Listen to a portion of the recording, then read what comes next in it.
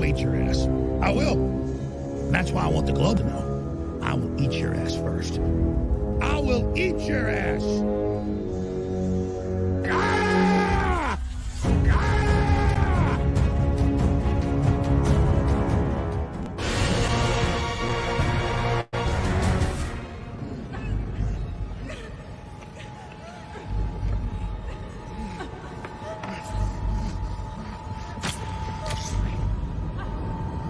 Ah! Surge. It's a fully loaded citrus soda with carbos. Beat the rush.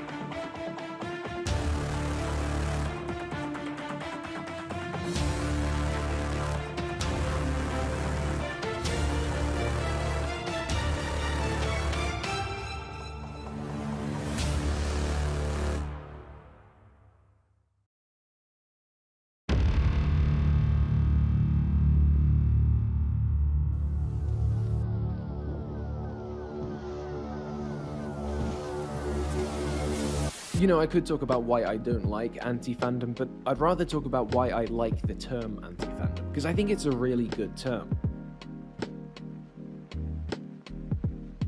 Anti-fandom, this movement, isn't about fandom or the media. It's about power, it's about brotherhood and ganging up. It's about feeling like you know some big secret, like you're the little guy taking on the big, shadowy, leftist, woke powers.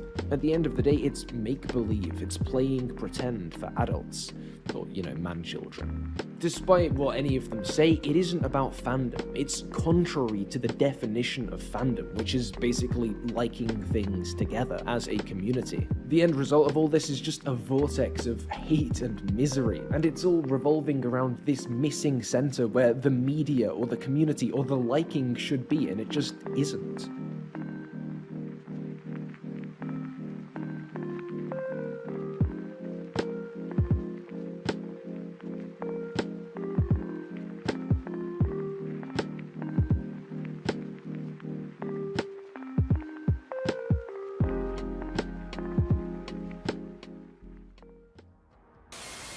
Oh, she's so, it's the stunning and brave. Oh my God. Welcome to every video we make. We use one little thing and then we build the narrative out of it. Other people besides white dudes like Star Wars. I'm just saying, we need to be conscious of our bias. We talked about this one thing and we make a whole video out of it. That's what we do.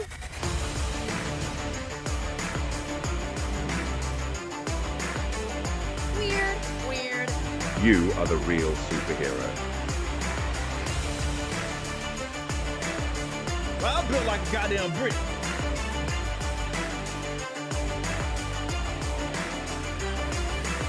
Is he some sort of masochist? Yeah, what is the most recent Japanese film or at least entertainment that you enjoyed so far?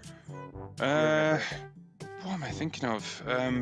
See, a lot of them would be older ones, like Old Boy, for example. I really enjoyed that one. I know it's not Japanese, but yeah, probably stuff like that. You know, Crouching Tiger, Hidden Dragon, I really like that. And it's like Chinese, I think. But yeah, like it's. How do you do, fellow kids?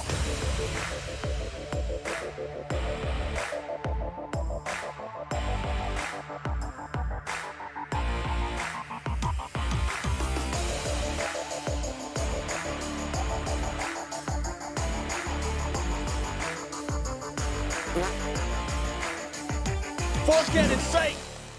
Yeah, some characters have been written decently that are of different races and have suited up in the suit of a hero or a version of that hero. One of the more obvious is Miles Morales as Spider-Man. Miles Morales has his own background. This is far better than just simply making Peter Parker a black guy. Talking about Peter Darker. But Miles is an exception, make no mistake.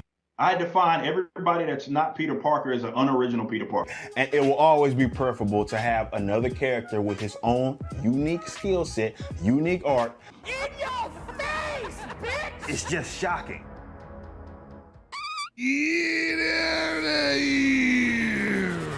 And the same goes with Miles Morales. He is indeed, again, Miles Morales. He's also a Spider-Man. I really dislike the fake geek thing and the poser nerd thing. That's not what we're about. Like, I don't get offended by shit. Every fucking conceivable opportunity so you can Jeremy has disavowed the Phantom Menace, but he's still in the same circle of people. They're still all on Friday Night Tights together. He's still saying the same stuff. So what is really the practical purpose of disavowing the Phantom Menace if like nothing is actually changing about what he's doing? Oh, the reason that he gives is that apparently he saw too much like extremism within like the Phantom Menace among like things that fans were saying, and he didn't want to be like held responsible for any of that. He said, I'll be responsible for geeks and gamers, but not that. If I was part of something that I was like suddenly like, wow, this is getting kind of more hostile and harmful than I really care for, rather than just go, I don't claim this label anymore, I would completely disconnect from the people that are associated with that label, because otherwise it would just seem kind of hollow. The Fandom Initiative is a group of people on a mission to counter anti-woke sentiment on YouTube. Surprise, you fuckers. We are passionate fans of film, TV, comics, and video games. We'd love to make YouTube videos about the things we enjoy, but the culture of YouTube fandom makes this impossible, thanks to certain networks and clusters of content creators who depend on outrage, deception, and harassment to drive clicks and bring in revenue. The YouTube algorithm pushes harmful content to fans who are at risk of indoctrination by consuming repetitive right-wing rage bait videos. Damn, dude. Yes.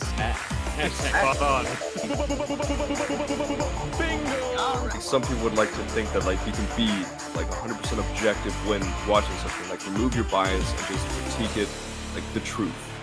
You can't. So like, what is fucking bringing all these guys together other than like, I'm mad at fucking Brie Larson? What? If I can't be a misogynist to you, I don't know what to do with you. I oftentimes get called a shill. Fuck it, man. Don't be worried about that shit. But here's the thing. My picture is not on the wall in the lobby of Marvel Studios. More and more people are fed up with that toxic content and culture. Honestly, it makes this sound really cool. Hell yeah. Yeah. Whoa! What's that? Oh, that's a shit. Why don't you go and subscribe to it? I dare you. I fucking dare you. Got it. Get it. Got it. Good.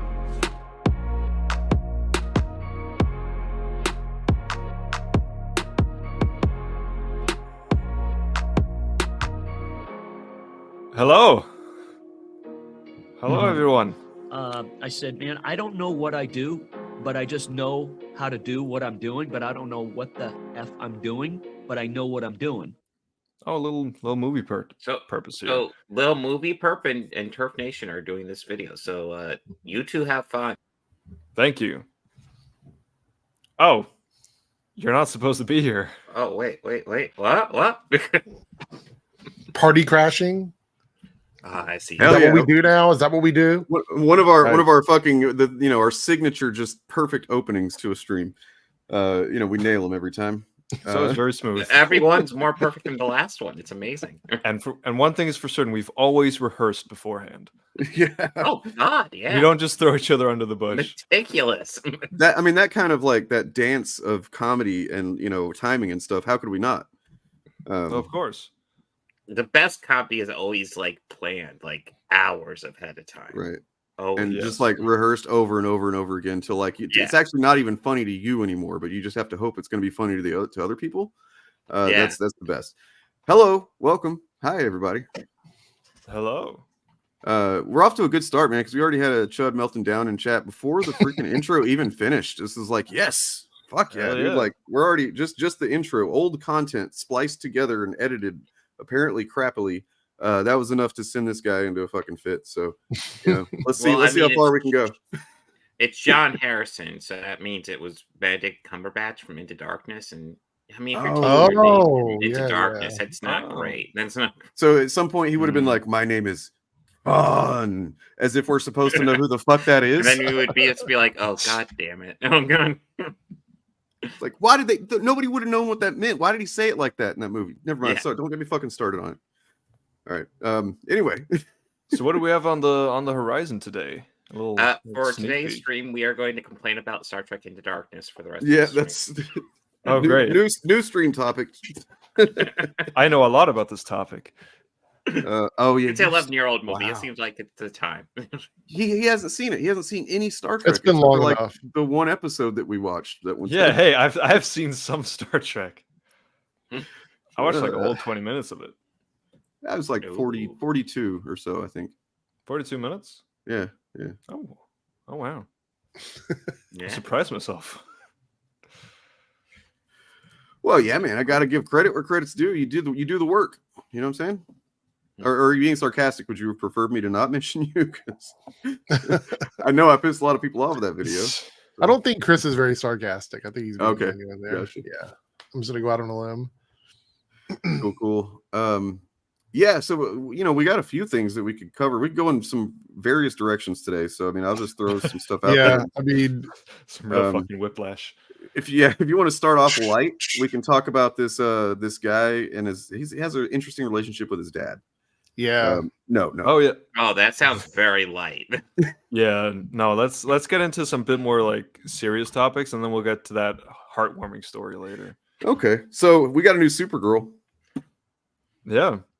From the Oh, House God of the damn it. House of the Dragon to House of L. I think I heard she's trans, right? Oh yeah, I think so. Yeah, because her name is Alcock. That means Right. she's trans. Yes. It's like a J.K. Rowling character. Mhm. Like her is like, what should I call a new trans character? Jesus Christ. I mean that is pretty much the joke that Nerdrotic made because all cock, ha ha. It's Ha so ha clever. ha. But of course, Nerdrotic will come up with Because everybody's 13 years old. That's why. Yeah. I mean, his audience is probably. Yeah, that's true. Fair enough. Well, True. what's scary is the people who aren't 13 years old. That is very true. That is frightening. Yeah, I mean, basically, he all he has to do is just throw out the laziest fucking half thought, and like you can, I kind of wanted to see if you guys wanted to look at the replies with me because there is some I don't know if interesting is the right word, but like, dude, Hell just yeah. what a fucking stupid I'd be bunch of people. because I'm sure his replies are a cesspool. I'm So sure they're very well thought out. Oh yeah. yeah, they're very stupid. All right, so yeah, here we go. Millie Alcock, I mean, they didn't care about the name whenever they were first they were what was it? They were saying that House of the Dragon was going to be terrible and woke and bad and Yes. hates white Yeah. people and all that stuff. But then they decided suddenly, no, it's actually good and it's better than Rings of Right. Power. And now now they're back to disliking the people connected with that because now she's the new Supergirl in a movie about Supergirl. Like it's not like she's replacing Superman. No, This is Superman Supergirl is in movie. the movie. Right. I mean, all he had to say, because like he does look, give him this, he does know his audience. Because it took me a second to understand like what was the point of him posting this, and then it hit me, and I'm like, no fucking way, is that why he's doing this? And yeah, of course it is. But Yep. so yeah, you got Disparu, one of the other fucking thought leaders of the fandom minutes over here. Truly intelligent being. Davidson's surname was because he was David's son. Smith's parents were blacksmiths. Supergirl's parents loved. Wow, man.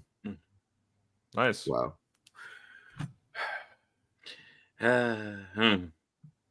Little boy body? Like what the... First, a weird comment anyway, but by the way, that picture is from like 7 years ago. So, Right. I mean, the show was filmed like at least 4 or 5 years ago. So Yeah. I'm assuming Yeah. it's half a decade. Yeah, I mean, and she's also playing a child. Right. Also, what's the fascination? Like they claim that like people are obsessed, like progressive people are obsessed with sexuality, identity, all this other bullshit. But then they're the ones that comment on people's bodies Every more time. often than any time. Like, Every time. It's ridiculous. Well, that's the thing. Like they always come up with like, dude, like it wasn't that long ago. I stumbled on, I think it might have been on Facebook, but like somebody posting a theory about how they can prove an actress is trans, and the actress they were proving was trans was fucking Margot Robbie, and I'm like, yes. okay, like if Margot Robbie is somehow trans, then I think like that's the best case ever for the trans Right. movement, because I mean that's a woman, that's a and a really hot one. Like, and then what the replies are, what is really just like a bunch of fucking morons trying their hand at the same joke. Yeah. And just increasingly, or I guess decreasing levels of quality, and it didn't start off on a strong I mean, foot, maybe it's just me, but I like humor to be a bit more thoughtful. I mean, that just feels like the easiest, lowest possible common denominator for a joke when it comes to a last name. Oh, like there's cock in the last name. You know, this is literally the kind of shit that me and my friends used to do in like middle school, maybe freshman year or something. We were still doing it, like that we thought was hilarious. And like now, like my girlfriend and I, we're fucking mature adults, okay? But like sometimes I'll do something like this ironically because I know it's stupid. You know what I mean? Like I'm like, oh, you're good, and then I just kind of get a blank face, like, oh, Alfred Hitchcock, he must like the Hitchcocks. You know what I mean? Like it's the dumbest shit. So stupid. Yeah, and there's a difference between just making like the joke, like haha cock, and then like whatever the fuck Nerdrotic's doing, and then trying to do his whole hashtag Supergirl. I'm pretty sure that the thumbnail in his title will have some reference to the word cock when the movie comes out. Almost guaranteed. Almost certain. Yeah. Almost certain. Yeah. I think she's going to do a really good job. I liked her in House of the Dragon. So I think she's she going to do a was good job there. And the comic run that they're talking, or the referencing, the story they're referencing, I think she's going to do a good job with that as well. The comic is beautiful. The artwork is beautiful. If they can transfer that visual style to like a movie, which I think James Gunn, whoever he hires, he's going to have faith that they can do that. I'm looking forward to it. I think it's going to be good, and I don't see any issue with this at all. Actually, between her and Meg Donnelly, I wouldn't have cared with either one of them. Yeah, they're both I think great. both of them could have really done a great job, but I'm glad they found somebody. Again, it's like you can't keep the audience that Nerdrotic caters to. There's no right answer to any question, because if they would have cast a person of color as Supergirl, they would have lost their minds. Now they cast a woman that looks like Supergirl from the comics, and now let's make fun of her last name. There is no correct way to do anything.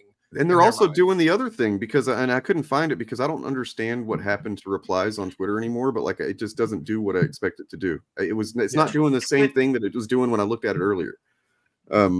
So like garbage. There were people in the replies saying shit like basically they were knocking them for ever having casted Sasha Kelly. Even though that now it's like, oh, I expect, so they're just shitting on it anyway for the same thing. They're like, oh, I just guess I expected a person of color, at least it's a blonde this time or whatever. And it's like never fucking good enough for you people, is it? It's never no.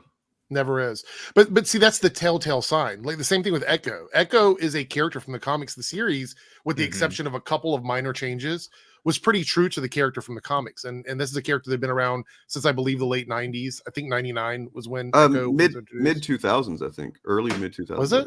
I think so. I thought it was like the 90s.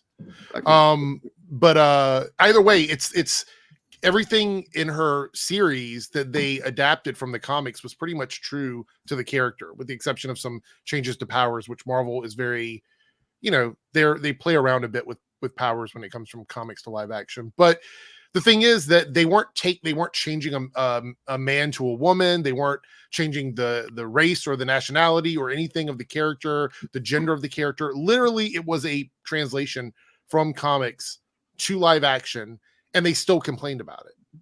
You were correct. They still complained about it.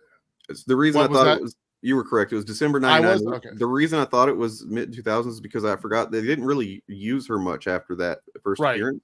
And then in 2005, they introduced Ronin, and it wasn't. They didn't reveal who Ronin was at first, but it was her. So. But yeah, I mean, like a Native American character, check. Woman, check.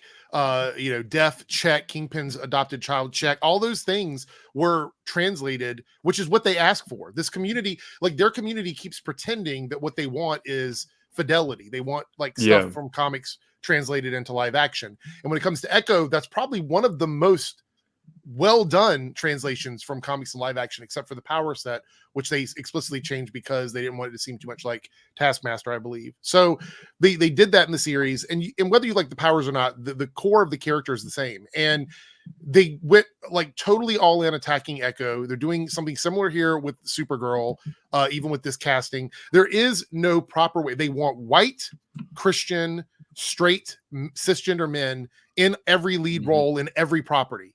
Yes. If Supergirl would have been cast as a man playing Supergirl, they would have been cheering about it. Yeah. Like literally, they would have been cheering. If Supergirl would have been changed to a Superboy movie, they'd be happy about it. Yeah. I'm actually not sure about that because I don't know. They outraged no matter what. I think the point is, especially with like Nerdrotic and stuff, especially depending on who the company is behind it. So like if it was a Marvel thing and they were literally just doing the most comic accurate adaptation you could ever think of, right? They would still go after it because Disney.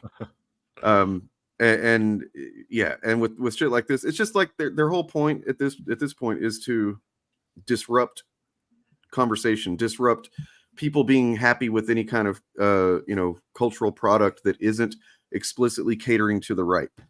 Yeah. Yeah. I mean, I think it's like simply just these people just don't want to like anything. Like they're just actively looking for things to not like. That's their brand. Well, I mean, that's where they make their money. It's all about farming the outrage. And it's crazy that like literally what the grift is. Yeah, but it's crazy that the people who don't get anything out of this, right? Like they also do watch you lose stuff. Yeah, all they do is lose things to enjoy. Yeah. Yes. And that's a sad existence. But the thing about it is though, and this is I talked about like the boycotting thing on one of my live streams. My head is in a whirlwind with my live streams. But I talked about at one point where there's no accountability for any of this. Like Nerdrotic can do all of this on camera, turn off his camera for the night, and then go and watch every Marvel movie, and nobody would ever know. You know what I mean? Yeah. Like there's no true accountability. So what happens is he gets on camera, he says all these things. It's like the whole idea of like a pastor in a church, raising money for his car and his house or whatever. He seems like he's such a religious figure in the face of everybody else, but then privately there's no accountability for any of the things that he promises. And I think that's a lot of ways with these channels is like we don't know if they're doing it because they're genuine or not, but it doesn't matter because the result is the same. But that's the problem is you never know for sure if when they turn the camera off, are they being honest about all this or are they not? They just need their fans to be angry all the time and have people wake up and go to bed. Like imagine Nerdrotic. Nerdrotic does his live streams. Maybe he doesn't watch anybody else's videos, right? So he disconnects for like 10 hours, right? He's out of it. He doesn't talk about it. He has somebody else running his social media, whatever it may be. But the average viewer is just in a cycle of like Ryan Cannell, Nerdrotic, Geeks and Gamers, Eric July, Heel versus Babyface, Melanie Mack, Star Wars Girl, Star Wars Theory. Like it's an endless cycle of this that they're ingesting all day long, every single day. And you've said it. You've set me up for to tease two things that we're going to talk about here. Okay. Because one, what do you think might happen to someone who's like already kind of maybe inclined toward severe mental illness that kind of consumes content like that? Something kind of bad might happen. Also, we're the ones that are fucking gonna, as best we can, given our limited platform size, try and hold accountability to this fucking guy, Nerdrotic. We're gonna do that today a little bit, so look for that. Should be fun. Yeah. So we got, what do we got? Taylor Swift. You know how we always talk about Taylor Swift on here? Oh man, we are such Swiftie stands on here, nonstop. What are you guys' favorite new album? Favorite album? Go. Favorite Taylor album? The most recent one where she 1989. That's actually a good one. 89. The self-titled one. I don't really listen to albums. I listen to singles. I like the Cruel Oh. Summer and Karma are Mm. both really good songs, but Yeah. I'm not a big album person anymore. But The only, I mean, I kind of like that. I like that vibe that she had when she was like in black leather and stuff, and like there was a lot of fire and stuff going on. I don't remember what that was, but I saw a video or something one time.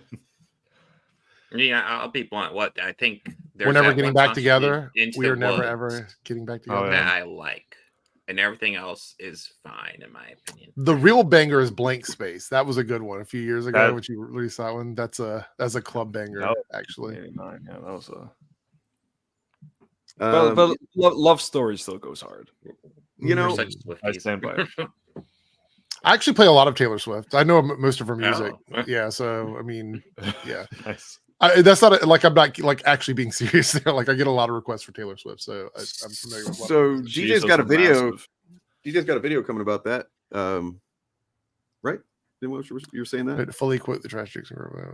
Yeah. I mean, there's a video coming out on my channel probably in the next couple of days where I talk a bit about how this like the current fan fiction take on Nightwing being like a possibly closeted queer character directly connects to how Chuck Dixon repressed the character when he was writing him. I mean, There's a video on the Initiative channel of DJ and I kind of went through this Reddit post where this hero really chronicled like a lot of the ways that Dixon that had was a kind of great video.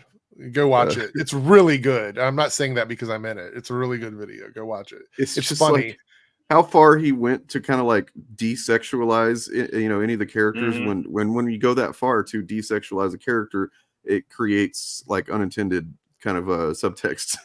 I mean, that's what happened with Tim Drake, and Yeah. when they revealed the character was bi, I remember reading that and thinking, oh, I could see that. Yeah, I Who mean, is- just the reality of like how like it was just hilarious. Like you guys have to watch the video when Dane and I were reading through it. It's just all the dots connect and it all starts to make sense once you realize that you have this character that denies their sexuality at every turn. It starts to seem like the reason why they're doing it is because they're not hooking up with guys.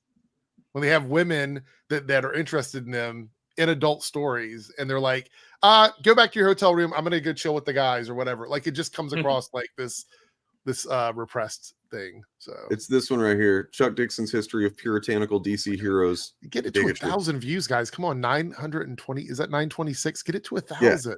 Come on, there's 100 people watching right now. Go watch it. Watch it 2 times. Put it on in Yeah. the background and eat some food and just enjoy our like use it as ASMR. Go to sleep listening to us talk Yeah. about Chuck Dixon. Yeah, put it on like 0.5 speed and then give it a like and then you're golden. Yeah. No, that was a fun video. Like we were going back and forth and doing like funny voices. It was a pretty cool night. So like excuse me. The sorry. The thing is we're talking about Taylor. Sorry, I'm really sorry. We're talking about Taylor not because we want to talk about Taylor Swift, but because like legitimately, and this is what my stream is titled on my channel, like it seems like she kind of holds the fucking future and democracy in her hands right now. Wait. I thought we were doing a Taylor Swift album ranking. No. Yeah. So number 1 is Fearless. God damn it. Number 3 is Red. Evermore was a slept-on banger. So did you guys see the shit recently, like on Twitter with all of the deep fake porn stuff with her and all that crap? Yes. Yeah. Well, I didn't see any of it, but thankfully, No, but I did yes. hear about it. Yes. I heard about the controversy. Yes. I haven't actually really been on Twitter on my real account for like I don't know over almost 2 weeks now, so I don't see anything. I'm on a secret account that it just follows nothing but chuds, so I don't stay on there very long. Okay. That sounds like hell. That sounds like absolute hell. But it legitimately upsets me. Like after like 5 minutes, I'm just like trying to imagine what it's like to be a chud with that feed. Dude, anyway, all the chuds are paid accounts anyway, so whether or not you follow them or not, it's like following a chud every time you're on Twitter, no matter who you follow. So yeah, conservative media personalities. This is Axios. Conservative media personalities are raging over a new enemy and one-time Biden endorser whose power has never been more undeniable. Taylor Swift. Why it matters. The teams behind the two 2024 presidential frontrunners are zeroing in on a pop megastar with a feverish fan base that actually does heed her calls to go out and vote. So she has proven at least once before that her saying, hey, go vote, she's got a fucking army of young people that will fucking go and vote. Yeah. They're like, Swifties are relentless. Like, like them and K-pop stands, right? Like they're the yes. You can weaponize those groups, then holy shit. And so That's yeah, the thing. So I mean, K-pop, you have like that's like a whole bunch of artists. So Taylor Swift is Taylor Swift. Yeah, Makes but it easier I for guess it's like similar to like unify them. BTS. Like BTS also has a massive fan base around the world. Yeah, I would I say though, in my opinion, like if you look at artists today, like Taylor Swift is in a very small group of people that are like Whitney Houston, Michael Jackson, like they're at a level that is like larger than like your average pop star. I would say. Well, and I don't like. I'm not a fan of her music per se, but I don't think it's terrible or anything. And it's not like I had a girlfriend years ago, for example, who listened to a lot of garbage that I fucking hated, but she liked Taylor Swift, so that was like I like garbage. Not not the good band garbage, but Anyway, yeah. So like when she put on Taylor Swift, I'm like, okay, thank God it's not whatever the other crap was. But yeah, so like the fact that she started out as country too, and she kind of was like, all right, this is enough of this bullshit, doing what I want to do now. Right. And I can do it all. I'll do pop music if I want. I'll do hip hop music. I'll do whatever I want to do. I do what I want. So I got respect for her brand and her fucking, her I guess I mean there's talent behind it. Talent, yeah, individuality, all that. Yeah. So yeah, but like I guess she endorsed Biden in 2020. And yeah, I mean, and things are just kind of so up in the air right now that I'm like, man, we'll take it, if she does it again. But of course, I'm sure she will. I'm sure she will. Did you ever see the clip of her having like an internal struggle about speaking out against conservatives? Did you guys ever see that? I did. Oh yeah. Okay, there's a clip. Maybe we'll look like for it, one but... moment of that movie I have seen. Yeah, so there's a clip. So Bob has seen it. Yeah, she's talking to her management about like being more vocal about like politics and stuff, and they were trying to tell her not to do it because they were afraid it was going to hurt her fan base. And she said, "Fuck it, I'm going to do it anyway." So super big respect to her for that. Yeah, I mean, well, Taylor Swift has like genuine influence. Like as you DJ said, like her fan base is massive, and she's also now like her net worth is over $1 billion. Right. Like, she can influence things. So I understand if like Republicans are like seeing her as some kind of threat. Well, I mean, look, you got to hear them out, Turf, because like okay, like you said it yourself, she's got a lot of influence. She's got to give them a chance. Billions now. Here, let's hear out. Give the conservatives a chance. Let's hear the facts, okay? All right. Pop star celebrity sweetheart joins forces with the top dog in the NFL, playing for the team that's going to the Super Bowl. I mean, let's be real here. This is bread and circuses on steroids. Major League Sports, in and of itself, is nothing but a psyop. Get kids plugged into the cycle of going to public indoctrination camps, playing sports for their school, and going to games. Many end up devoting their entire childhood to competing in various sports, only to be cut from the team, at which point they become brainwashed into supporting professional teams because they know their dreams of becoming a pro athlete will probably never happen. So then they become obsessed with some grown man who gets paid millions of dollars every year to throw a ball around while promoting poison.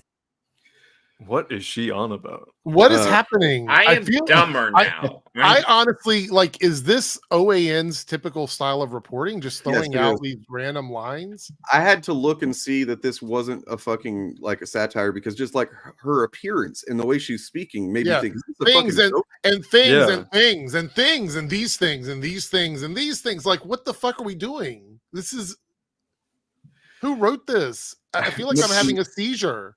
Not her, I'm guessing, Yeah. They didn't even give it to her before to practice. By the way, like sports in general is massively popular in conservative states. So why are we going so hard against sports programs? That's literally one of their biggest things is football and fucking baseball and shit. Like what are we doing? What's happening? It's really weird for them to take that angle at it, right? Like it's actually far worse, Anchorman. OAN is like, Fox News is bubblegum compared to OAN and Newsmax and shit like that. Yeah. Like it's Although I mean- it does seem like they will follow a lot of what Fox News does. Maybe Yeah. not OAN, but like a lot of the conservative networks. will You know, see I'm Fox not News not to go with not that. to like give them any kind of credit or whatever, but ever since the lawsuits, Fox has kind of backed off from their more extreme shit. So now it's Yeah. kind of trickled into this Yeah. this space like Blaze and OAN and Newsmax and shit like that. Yeah, so they're like, you know, they're fucking throwing sports under the bus. It's like they might be so desperate by the time the election comes around that they're literally like, just like, Jesus is a psyop, you know, like they're just like Christianity is bullshit. There was a period like earlier in 2023 where they were trying to say the Bible was wrong about like how you treat people in need and stuff like that. So there has been a moment where they sort of tried to do that. Yeah, they're trying to retcon the Bible. That's pretty fun. Oh man. Yeah. But I mean, it just goes to show that like they are trying. They're, you know, she's, I guess, on obviously on the more extreme end of things, taking that tact with it. But like in general, from what I read, the Trump administration and then other, you know, GOP folks, they're actually trying to you know, appeal to her. Like, so they at least the establishment people, they haven't establishment GOP, or they haven't turned on her in, like, they still think there's hope that they can like get her to endorse Trump or something. No, Crazy. I don't think so. No way. No. Or maybe they just are Especially cynically doing it because the, you know, it gets into the algorithm, and like that's what I suspect the fucking porn thing was about in the first place. Before it, you know, of course, took off on its own. But like, yeah, they literally blocked her name from being searched on Twitter for a few days. Yeah. I mean, I think like Taylor Swift had that, like, you know, she started in country, you know, she didn't have very revealing music videos, you know, like a lot of other big pop stars and stuff. So I think she had an image where a lot of people thought, oh yeah, she's like us, you know, she respects the good old American values, you know, like she's going to support the Republicans and Trump and stuff. And then she didn't, and like goes against her own management. She talks out against issues she disagrees with, and like gets young people to vote who are most likely going to vote for Biden and stuff. And it's just kind of turning on their head, and it's like maybe they feel like they've lost one of their own who was never actually one of theirs. That's exactly what an article I read is that basically she started out country and she was kind of like a conservative darling and stuff, and then she kind of got a mind of her own, and they're like, whoa. I have I have that clip here. It's a longer clip, but the beginning of it kind of explains how she feels, and I just want to like use this as reference if we have a moment, because I think it shows the passion she has about like how she feels about all of this, and I don't think there's any way they're going to change her mind. So here's a little clip. We'll watch the beginning of this here, about the first minute or so. We've not got involved with politics or religion. Yeah, but this is on the home front. And also, back in the presidential election, I was in such a horrendous place that I wasn't going to pop my head out of the sand for anything. Would you? I mean, does Bob Hope do Well, it? why- Does Bing Crosby do it? Does Mick Like, Jagger what the do it? hell? Come No, what on. I'm saying right now is Bob Hope and First Dave of all, Crosby. These aren't your dad's celebrities, Right. and these aren't your dad's Republicans. There we go. That's the part I Yeah. love. So her Yeah. reasoning for doing this is that Bob Hope and Bing Crosby were not dealing with the same kind of people that we're dealing Right. with today. Yeah. And this is a really good clip. It's 9 minutes long. It's a lot to unpack, but basically she's very passionate through the whole thing, and she's like very stern in that she's not going to be resorting to, supporting Republican people just because her fan base might be conservative. You know what I mean? Yeah. So Yeah. Well, I mean, clearly it's based done. on her It's not done poorly for her. If it did cut any segment of audience out, then it probably won her a lot more. Oh yeah, for sure. And like, and that she's speaking to this thing that like the conservatives have been still doing this shit with Trump and MAGA and stuff. Like Ethan Van Sciver does it, where it's like, oh, I'm just a conservative. We're just conservatives. Like, no, man, you're glossing over the fact that just a conservative now is not what it meant even just 10 years ago or 15 years ago. Yeah. It's yeah. There was a time when you could be a conservative and you didn't necessarily have to be a Christian. There was a period of time where that was the case. Now, in order to be a conservative, you kind of are expected to be a Christian as well. There used to be the freaking what was it, the Log Cabin Republic? I'm sure they still exist, but like I don't think they have any kind of fucking voice. They do exist, but it's very like we have a few of them that I know locally that still kind of try to do it. But the thing is, they're seeing that if you go to like these events and stuff, their voices they're not heard. People don't want to hear from them. So What did it mean to 15 years ago? It meant, fucking a lot of jingoism for sure, like mega patriotism, rah, fucking, go to war with anybody that looks at us funny kind of shit. But I mean, it wasn't like openly against democracy. It wasn't if George W. Bush had been fucking found guilty for sexual assault in a civil trial, I'm pretty sure that the GOP would have fucking dropped him. Like things like that. But they wouldn't. Yeah, they weren't in such a weak place politically, right? Like the Republican Party is now, culturally, that they will just, because Trump is the guy that demands this fucking army of mindless goons, that's the guy they're gonna attach their shit to.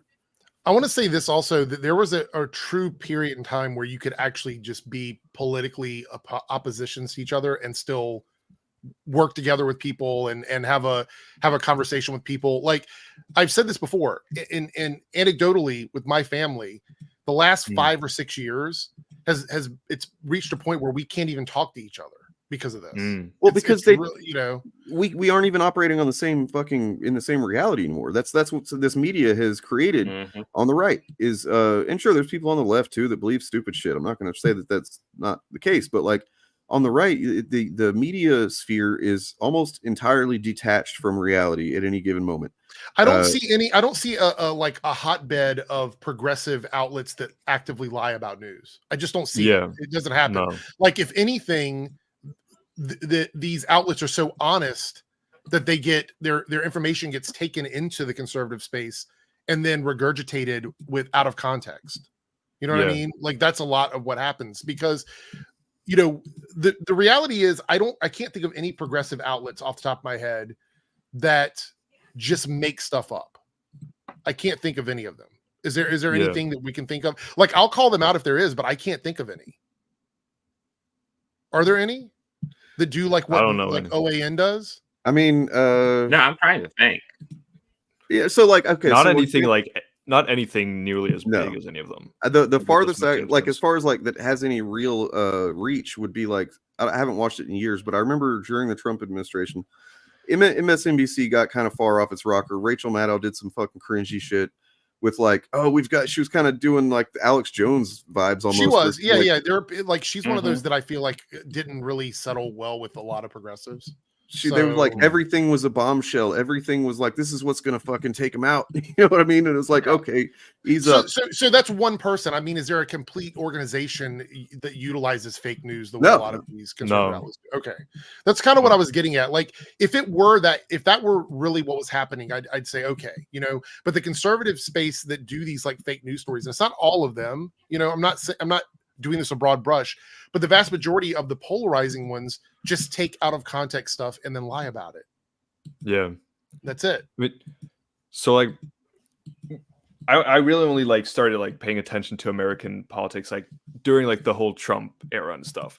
But I remember seeing this clip from back when I think John McCain lost to Obama, and then afterwards he was doing like some kind of like a I don't know if it's like a specific thing they do afterwards. But you're talking about the he's a Muslim thing?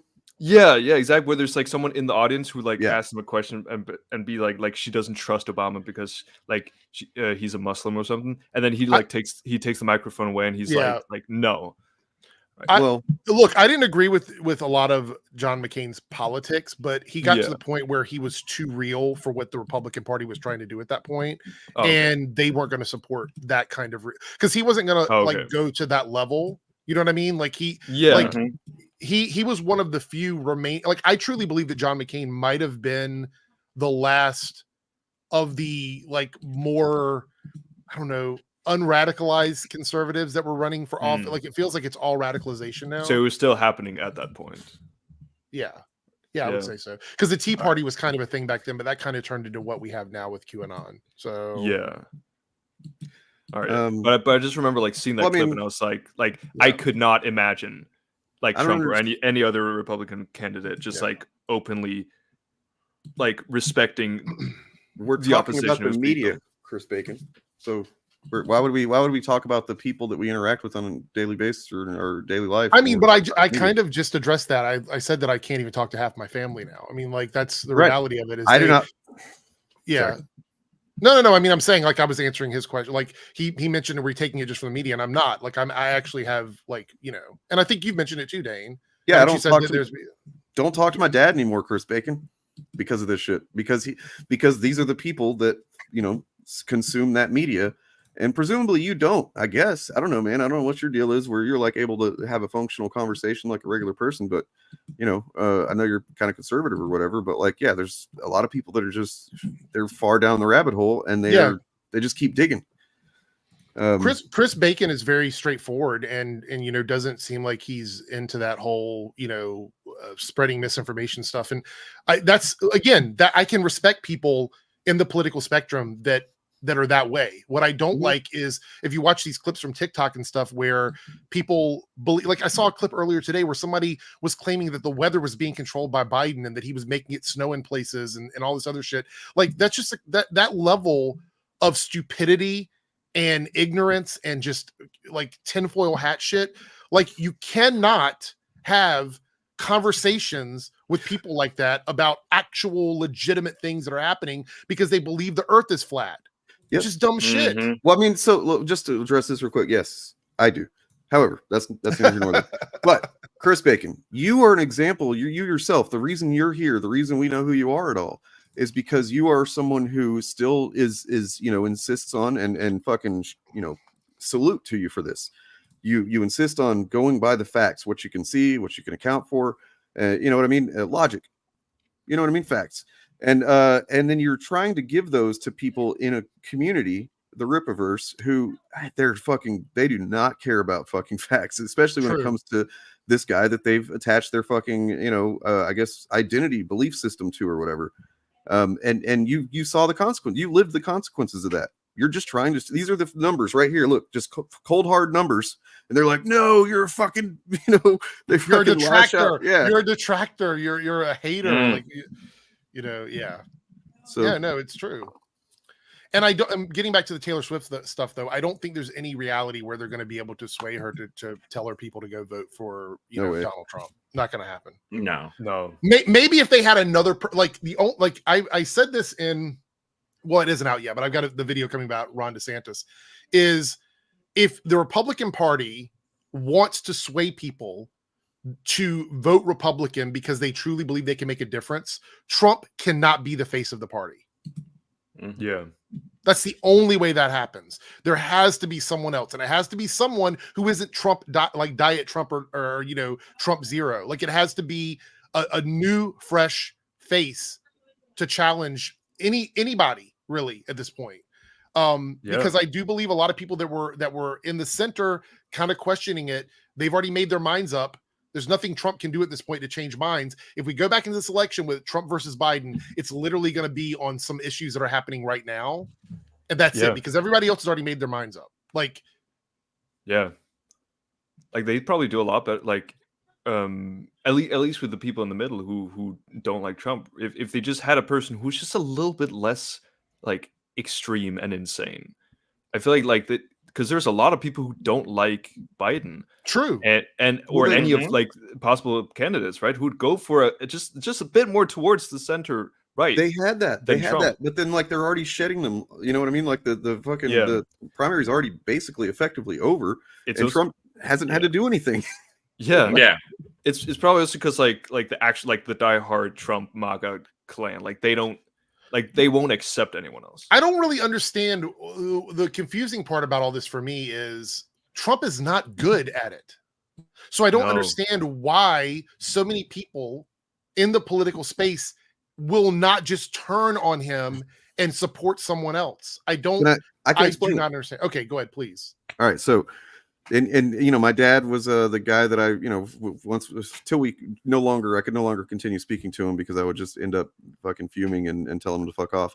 But I would he was kind of my case study for like trying getting in the mindset of people that were supportive of Trump. And basically it's this, if you think about how idiots who can't do art or are too lazy to do art are now attaching themselves to AI art, right? Because they've been resentful for a long time because they want to be part of this thing, but they just don't fucking know how, or they're too lazy or whatever, or they don't have any talent. The same thing politically. These people are too fucking stupid or lazy, incurious to engage with the substance of politics and government and everything, but they know that it should be important. They have passionate feelings about it, right? And here comes Trump, who basically doesn't rely on them knowing shit. It actually is better for him that they don't know anything, and that it is basically they like disrupting things that they can't actually engage in the way that other people do. So that's what people like about AI art is like, oh, we just get to piss off all this, all these gatekeepers and elitists and stuff like that. So it's a spite thing then. Yeah, is what it is. absolutely. Okay. Yeah. Okay. I don't see how that fixes any issues in the that's the other thing is that I talk about this as well in my video is like presenting problems without real solutions is a pointless thing. Like this idea that wokeness is a problem, but the only solution they have is to like ban words and things like that. Like that doesn't fix larger issues. You know what I mean? So they present all these problems with no solutions. Because that's the height of privilege, man, because they're like largely either untouched by the consequences of these things or they don't realize that they will be it's just so affected by them. weird, man. Like I would love to see a fresh face in the Republican Party that doesn't come out saying woke SJW bullshit. Like I would love to see someone really, represent a modern conservative view that isn't so fucking extreme. You know what I'll say? It's like he's a big piece of corrupt shit, but he was speaking some facts, and he was the first one gone, Chris Christie. He was calling out Trump, pretty hardcore, and like he's. I'll be honest, like it's sad, but if he would have somehow magically been the nominee, I would have been like, okay, all right, that's not so bad, I guess. Chris says, I think you're all overthinking. There's a much lower common denominator to all of it. I would love to know what that, Chris, if you got inside information, I am interested. Drop the knowledge. I would love to hear what that is, truly.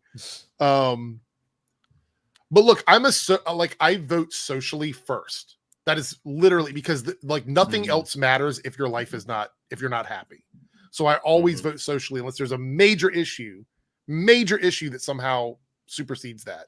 And so I will almost always vote for the person that is either not going to do anything negative to a community or it will help bring up communities that are in need.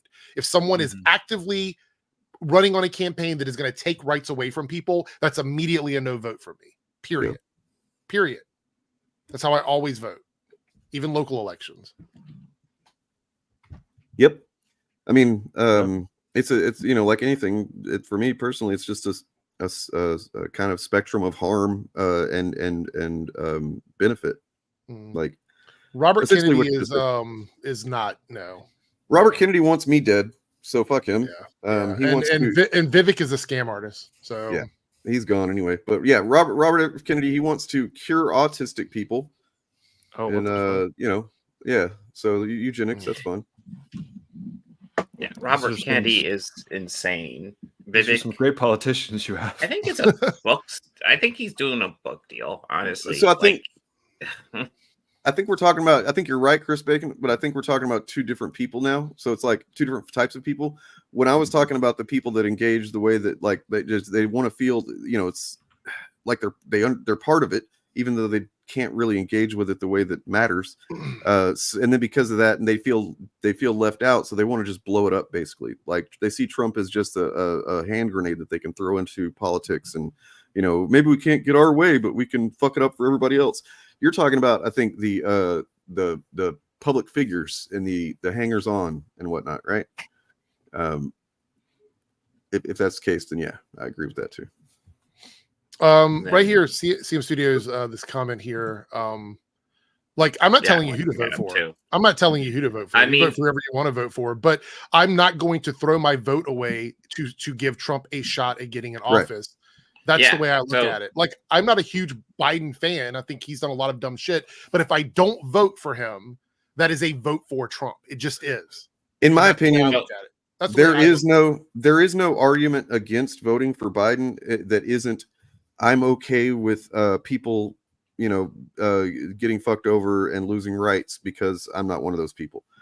And you may not think about it that way, but like I can make you understand it that's. I would rather Yeah. somebody go into office that isn't going to actively try to take my rights away than rolling the dice with somebody who is. Yep. And I know that sounds really bad, but even if Biden is a sleepy president, at least he's not trying to say that you don't have freedom of expression. You know what I'm saying? So here's a fact. Like basically, if Trump wins, we're essentially looking at the completion of what the stage has already been set, the groundwork's already been laid for a few years now, for the eradication of transgender people, essentially, from public life for the most part. It would be setting back transgender people's rights for even further back. Keep in mind, women lost their body rights because of Trump, so it's no big stretch that other people would lose their rights, because of that again. So yeah. I don't have the luxury of going, well, I'm just not going to vote. I don't have that luxury. You know what I mean? I just don't. No. And I'm sure there's some people, I think there's, the question mark person and the, okay, you might not understand what I'm talking about, but that is fine. You don't engage with these things. You aren't, actively looking into the situation and listening to the concerns of people who live these experiences. But I do. I wish we had multiple choice. I wish we had a 3-4 party system, but it's not real. It's not real in this country. It's just not.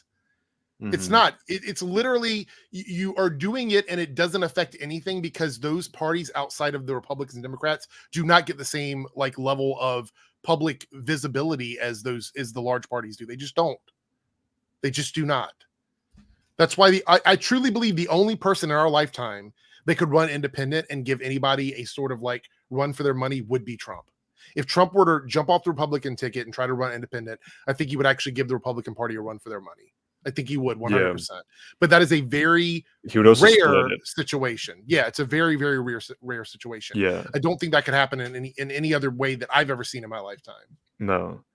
Either way, if you did that, I'm pretty sure the Democrats would win pretty.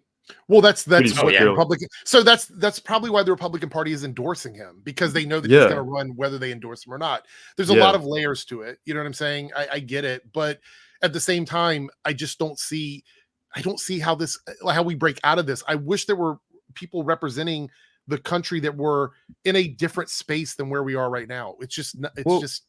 A lot of it has to do with the conditions that we are dealing with, and so for example, climate change.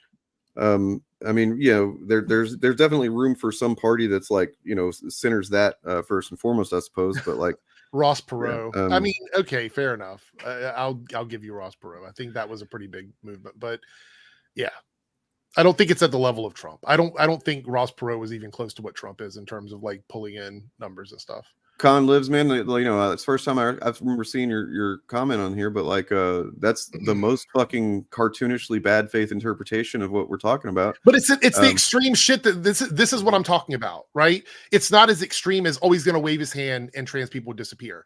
That's a dumb comment. That's just dumb. We're talking about taking rights away from people. The process of eradication doesn't happen overnight. In a democracy, it will happen slowly. I mean, it's already been happening when you look at all the fucking laws that they've been trying to pass. A few of them have. They're trying really hard in some of these states. Florida and Texas or Tennessee are prime examples. I mean, it's not trans, but they overturned Roe v. Wade. That took years of getting certain justices in the Supreme Court to make sure that happened, and it fucking happened. Yeah. Yeah, it's not like one of them will get into office and then just immediately press a button and then minorities are just dead, But again, that's why we were talking about having conversations with people across the aisle. That's not what we were saying. You know what I'm saying? It's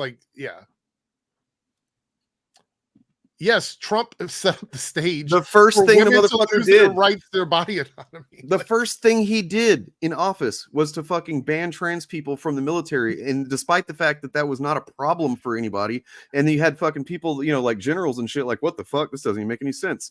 They just for no reason other than they were trans people, he fucking banned them from the military. It's just pay attention, pay attention, please.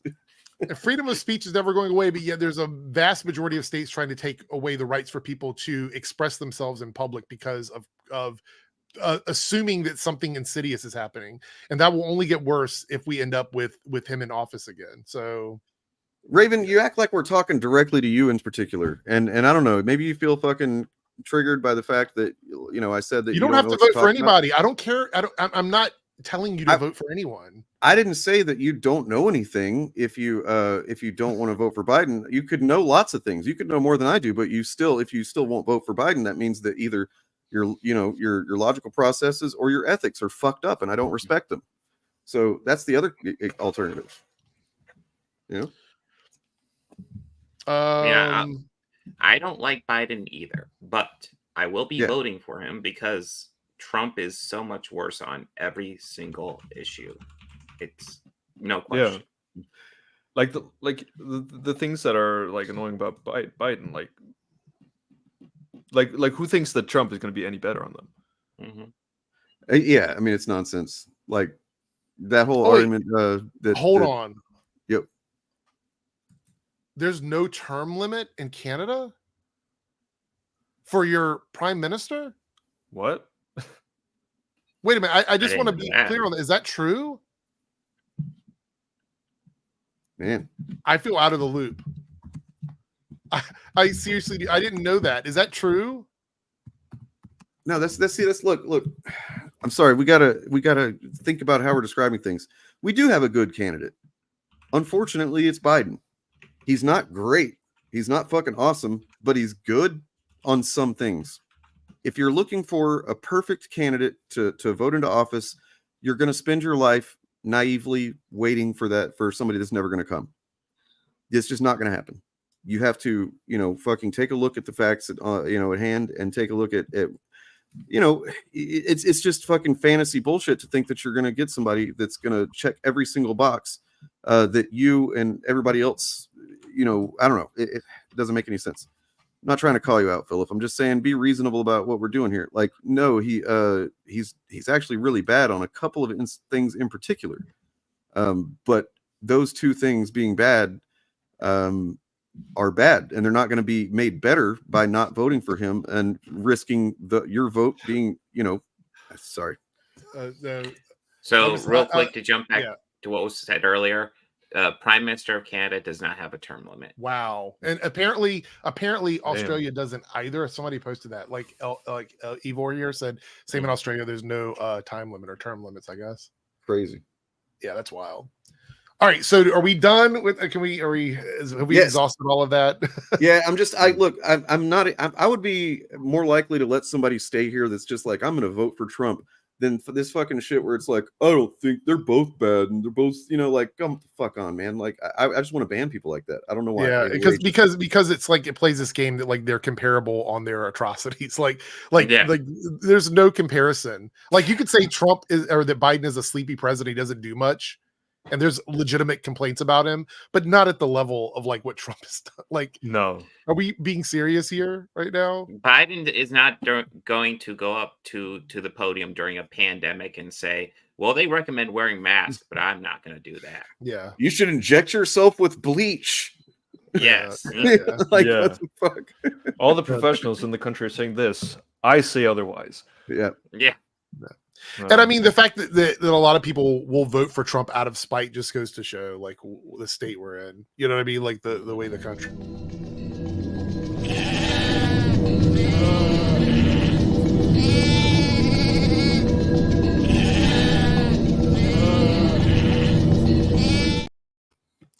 And that's why caramel's the best flavor.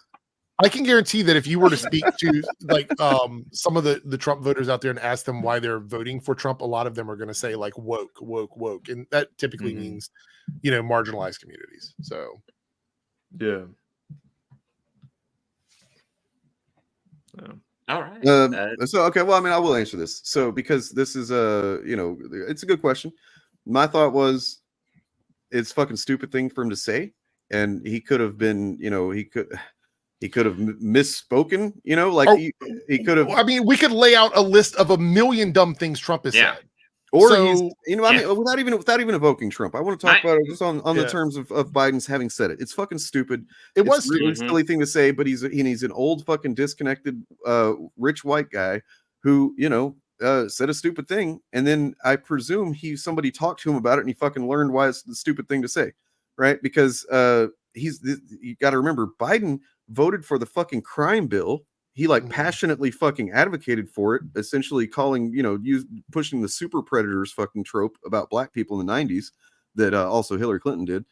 But he has learned and gotten better on these issues since then, as a lot of people have, because a lot of people didn't have the understanding of, systemic racism and shit back then. But like, I'm more willing to fucking give benefit of the doubt to somebody that can fuck up and then stop doing that fucked up thing and learn from it and be better. Like that's actually a respectable thing to me. But yeah, I mean, the other thing is that I feel like when people do something stupid and learn from it, that shows growth. So we are voting for two old white men. I mean, that's right. It's literally our option. White man 1, white man 2. It's just. My argument is not vote for Biden because he's the greatest president ever. My argument is vote for Biden because he's better than Trump on pretty much every issue. In fact, I can't think of an issue where he's worse than Trump. And both of them, Trump could come out and say everything perfectly, and he could like have the most fucking polished language, which is funny to think about, but never say anything offensive or out of line or anything. But then like what he does could still be the exact same shit that he did in office. And then the opposite could be true for Biden, where like he's just constantly like dropping fucking I don't know, casual slurs or something. But then like if he's fucking if he's putting forth fucking legislation and changing the landscape for people who need it, then I'd be like, oh, all right, like what they say, yeah, it matters, but like ultimately I just want to know what they're gonna do for people. And for the record, we're always going to be voting for the lesser of two evils, as long as that's just the way it is. Yep, you have to. That's how it's set up. I mean, even if you had 4 parties, you'd still be voting for the lesser of 4 evils. I would love ranked choice voting, and then maybe we could get some options going on. But yeah, then we can rank the evils. Yeah, we could rank the evils, our favorite to our least favorite evil. All right, moving on from this politics shit. Except kind of who wants politics and anything. I want it out of everything. Yeah. Politics. Look, while we're all, politics should be separate. While I'm feeling a little bit hostile, okay, and I just got done talking about my dad. Okay. All right. Okay. All right. Is that the segue? I see where this is going. That's the segue. But Eric July's not an ANCAP. He's a Republican, dude. Like everything that he advocates for is exactly what the Republicans are advocating for at that given time. He's using the same language and everything. It's crazy. Anyway, Eric July is just one of those guys that knows that it's not cool to be a Republican, so he just doesn't say he is. This guy cut his dad's head off because he's woke. Yep. Because and it was on YouTube. And he put it on YouTube. Yeah, new YouTuber just dropped. Sorry. Shouldn't laugh about it, but it's a wild story. No, dude, what the fuck? No. What are you talking about, Paul? All right. So, beheading suspect. This just happened last night. At 7 p.m. last night, this guy, 32-year-old Justin Moan, cut his dad's head off in Levittown, Pennsylvania. And that's not a metaphor for anything. Like he literally beheaded his father. Beheaded, decapitated, removed the head from the body. And then, a little bit later, his mother came home and found it in the bathroom. And the head wasn't there because the head he had taken and put it in a pot and wrapped in a bag, put it in a pot, and then recorded a video where he said some interesting things and showed the head in the video and said that, was my dad. Basically, he was a government employee. We'll find the quote. There's dad with head. Michael Moan, poor guy, 68 years old, lived probably decent life. You know what I mean? Till last night. So officers located deceased male's head inside a plastic bag, which was inside a cooking pot in the first floor bedroom next to the bathroom. Machete and large kitchen knife were found in the bathtub. Victim's wife found it. Like, God damn, dude, that poor woman. Holy shit. And look at him. He's doing okay. Yeah. He's so recent that last night when I came across it, they hadn't actually charged him yet. They'd only arrested him a few hours after this happened, but they didn't actually charge us through until early this morning. So. Yeah, we're not going to show anything. Don't worry.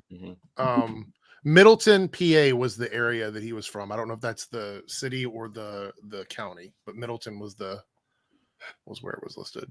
So he uploaded a video on his YouTube channel.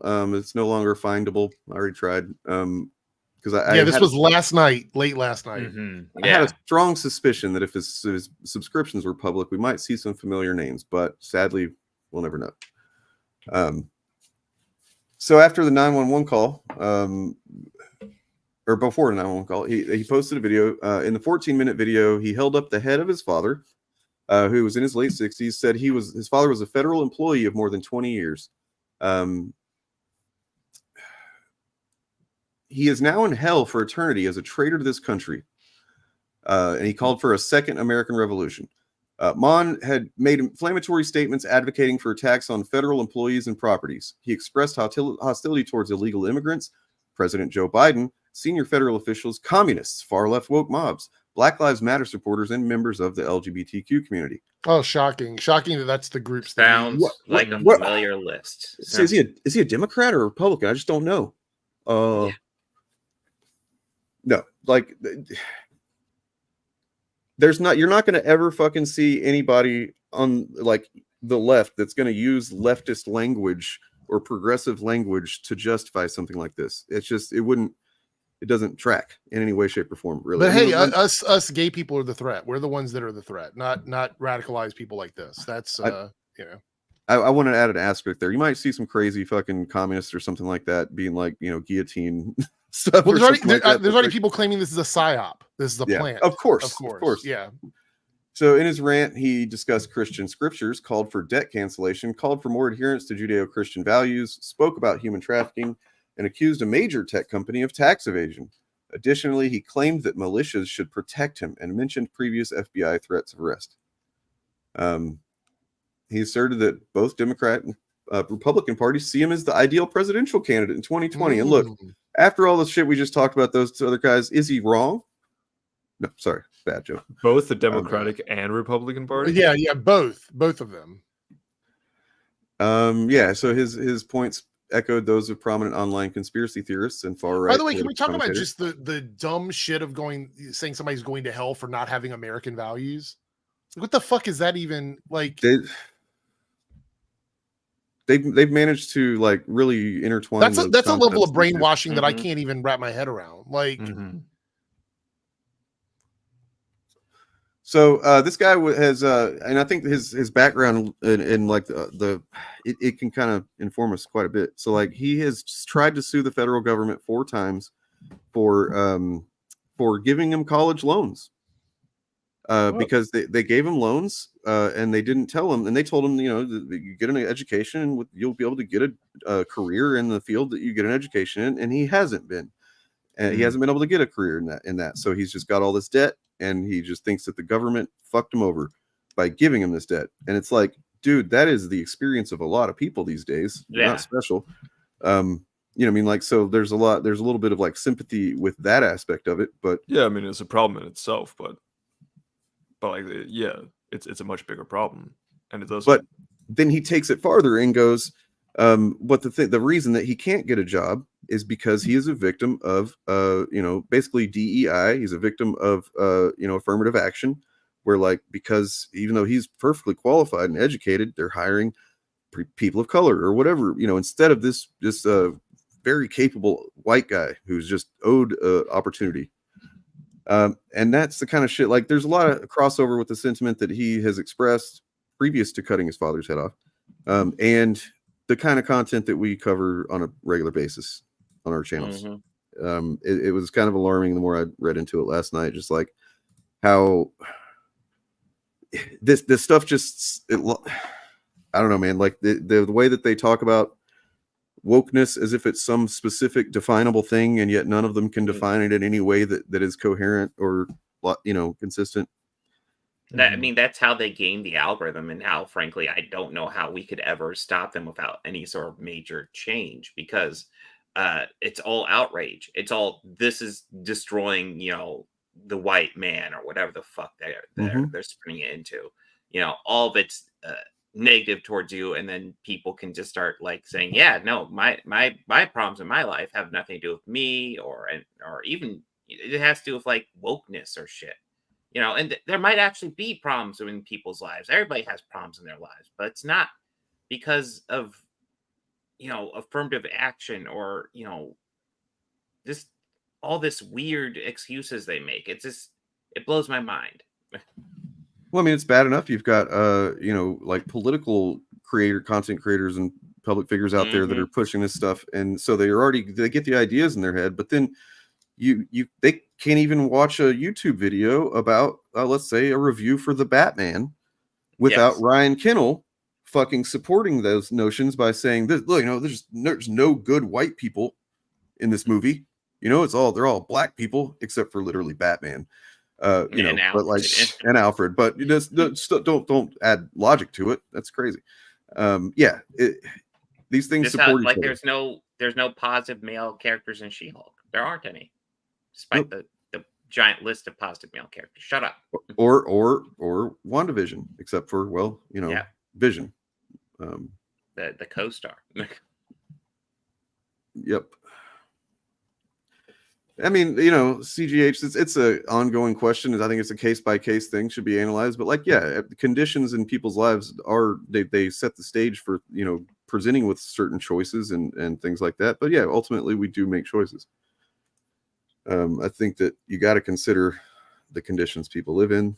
I mean, like, yeah, if someone's done something bad, right? Like, there's a difference between justification and understanding, right? Because at the end of the day, yeah, like there are choices involved, and you shouldn't justify bad behavior because of bad circumstances, but you can try to understand how those bad circumstances might have played a role in the decision being made ultimately, and try to maybe change things there to help prevent these bad stuff from happening in the future. And I do want to say too, by the way, that like obviously this guy had some kind of conditions going on. I'm not even going to begin to like guess what it was, but anything but like psychotic shit that you know, delusions of fucking grandeur, stuff like that. I guess I was going to guess. And those are the things that really made it possible for him to do what he did last night. I'm not saying that the content that on YouTube is going to like encourage people to cut their dad's head off. If that was the case, then there would be a lot more beheadings than we see. Because there's plenty of people watching this stuff, but not as many as there used to be. Anyway, you know, so I'm just making sure to say that like the content, YouTube content and podcasts and whatever else it is that people get this stuff, it really just serves to support this fucking false world that these people end up existing in, and then deciding that they are the one that needs to do something about it, right? Whenever those people end up going that far, and it's just not good. I mean, it's a complicated thing, Chris. I don't disagree entirely. I'm actually I've gotten some lefties pissed off at me before for, you know, advocating for, you know, personal responsibility as a thing that does matter. I just don't think it's the be all end all. If not for my own choices and my own, you know, deciding to take certain paths in my life, especially in the last several years, you know, I don't know, I wouldn't even be here probably, but that doesn't change the fact that I'm still very much affected by conditions that are outside my control, including, you know, and maybe you're lucky enough to not have who's in office affect you. That's great. Good for you. But there are plenty of people that are affected by it. And this assuming that because this is your experience that everyone else should have the same experience because that's what my experience is, that's a fallacy. It's honestly kind of naive. Just to consider that, you know, everybody is affected by different disparate conditions that they live in. Yeah. Anyway, Bob's got a joke ready. You can feel it in his bones. Bob, what's the joke, man? Knock knock. That's no way to get ahead in life. Oh, sorry. God damn it. Oh, damn! You knew the punchline. God damn it. Oh, moving on. All right. Yeah, that was a dour one. Yeah. By the way, earlier that OAN lady said bread and circuses, and I think a lot of us were like, "What?" Yeah. It is from Latin panem et circenses. It is a metanome. metonymic phrase referring to superficial appeasement. So good for her. Yeah. Oh. Now she's All right. smart, and I can trust what she says. Oh, of Yes. course. Winning. I think we used our Supergirl transition too early. Shit. Oh no. So all we got left then is to. Well, I guess we got Chuds. Yeah. We got Eric July and Nerdrotic left. Yep. We've been dancing. Oh, there's more Nerdrotic. Well, yeah, I was gonna say what Nerdrotic do we have? Because I don't. Well, it's not a new Nerdrotic thing. It is him actually defending something. Yeah. Him stating his case for Batman the Animated Series, a series I personally love. Well, and look, we never see him advocating for something, right? Like when have you ever that wasn't like a Gina Carano movie, I guess. Yeah. So I guess we could do a reaction to that right now. So, yeah. Right here for. So let's do a real setup right here. So this is from a couple years ago. I want to say 2021. Southpaw had said some stuff derogatory about Batman the Animated Series. He mainly criticized it was the Mr. Freeze episode, the origin episode, which is a really good episode. But his main criticism was the ending, where Batman defeats Mr. Freeze by hitting him in the head with a can of chicken soup, which I will agree is kind of weak sauce. It's pretty silly, yeah. Yeah, but anyways, Nerdrotic apparently heard about that, and here is his response. Found your channel because of EFAP Watcher. Now we are all the toxic brood. Keep up the good fight, sir. Thank you, Guardian Fortress, and $20. Hail EFAP, by the way. Mauler, Rags, fucking love those guys. Those are fucking top YouTubers, good guy, and top guys. Top guys. And it's important to note that he's praising EFAP and guys here, because this will come up later. He's praising guys. Now, one of the guys who used to be on the show Top got a guys. little bit of trouble today. He got in a little bit of trouble today. Southpaw went on Twitter, started talking shit about Batman the Animated Series. I was like, I'm sitting there watching it going, dude, like, it's one thing to come out and say, I watched it and I didn't like it. Nothing wrong with that. Nothing wrong. But then to come out and say it's bad. No. You see, you're probably young. I'm going to assume you're younger than me, Southpaw, probably by decades. So there's this thing called life experience, and there's this thing called being in its time. And when you're trying to subjectively or objectively review a work, it's very hard for a young person to come in and like review Batman the Animated Series cold unless you're like a Batman fan. And yeah, if you're gonna objectively review Batman the Animated Series and keep it to the same standards as a live action film put out, a live action contemporary film, well, of course it's going to look shitty to you. So what argument is that? That sounds like an argument of it's shittier because it's from the past. Yeah. He hasn't really like laid out Southpaw's argument, if there was one. He's also arguing a sentimental attachment to something. To like, he's saying if you didn't come from my era when it was out, you're not going to have nostalgia for it, and therefore you can't criticize how you good or kids bad these days. Yeah. It's a weird take. It's also like he's just like praised EFAP, who are very like objective film critique, you know, and then he's talking about like subjectivity and stuff. Mm-hmm. But whatever. Of course. But see, the context of something coming out in his time does matter. That's why it matters for a Spider-Man 2 argument too, right? Yeah, I can call a classic a piece of shit when I try to compare it with today's filmmaking. That would be harder and harder because the storytelling really. Yeah, I mean, like, isn't also like the point of a classic is that like they're also like movies become iconic. They're timeless. They're timeless. Yeah, they transcend the time. You know, it's like he's kind of admitting that they grandfather movies in at this point. But by that same regard, wouldn't it be unfair to compare modern movies to classic movies, which is what they do all the time? Yeah. And Because like, why would you compare a modern film to something from 20 years ago if you can't compare something 20 years ago to modern films? yeah. I mean, when I was growing up, I watched, for example, the prequels before watching the original trilogy of Star Wars, right? But then when I watched that original trilogy, Okay, you're out. You're out. No. Sorry, I'll leave. I'll leave. I knew it as soon as I said that. I was like, "This is dangerous ground." Yeah. I just hope they brush past it, but no. But like, and then I watched A New Hope, and I was like, "Hell yeah, that was good Star Wars." You know, even though like at that point, like it felt outdated to a lot of the other movies I was watching, but like it's a classic. You know, it like we said, it transcends the time that it was in. Yeah. It's just it's I a mean, weird argument. it's a weird argument he's making. Yes, I agree. I think it's really odd. You Yeah. can't judge something if it was made in the past because you weren't alive and watching it when it was on the air. Yeah, exactly.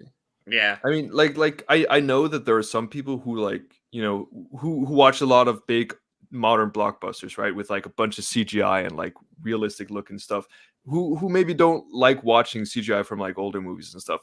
But he's also kind of just assuming that that's what Southpaw is doing, right? He's like, I'm assuming you're decades younger than me, and I assume that you just want like big, high quality HD explosions. I'm and stuff. assuming you don't have the same life experience. I'm assuming like all Yeah, these exactly. assumptions before he makes the statement. It's like, yeah. Like, I feel like usually if you're responding to someone's argument, right, you like at least either show what they're saying or you lay out their argument in the way that you've understood it, right?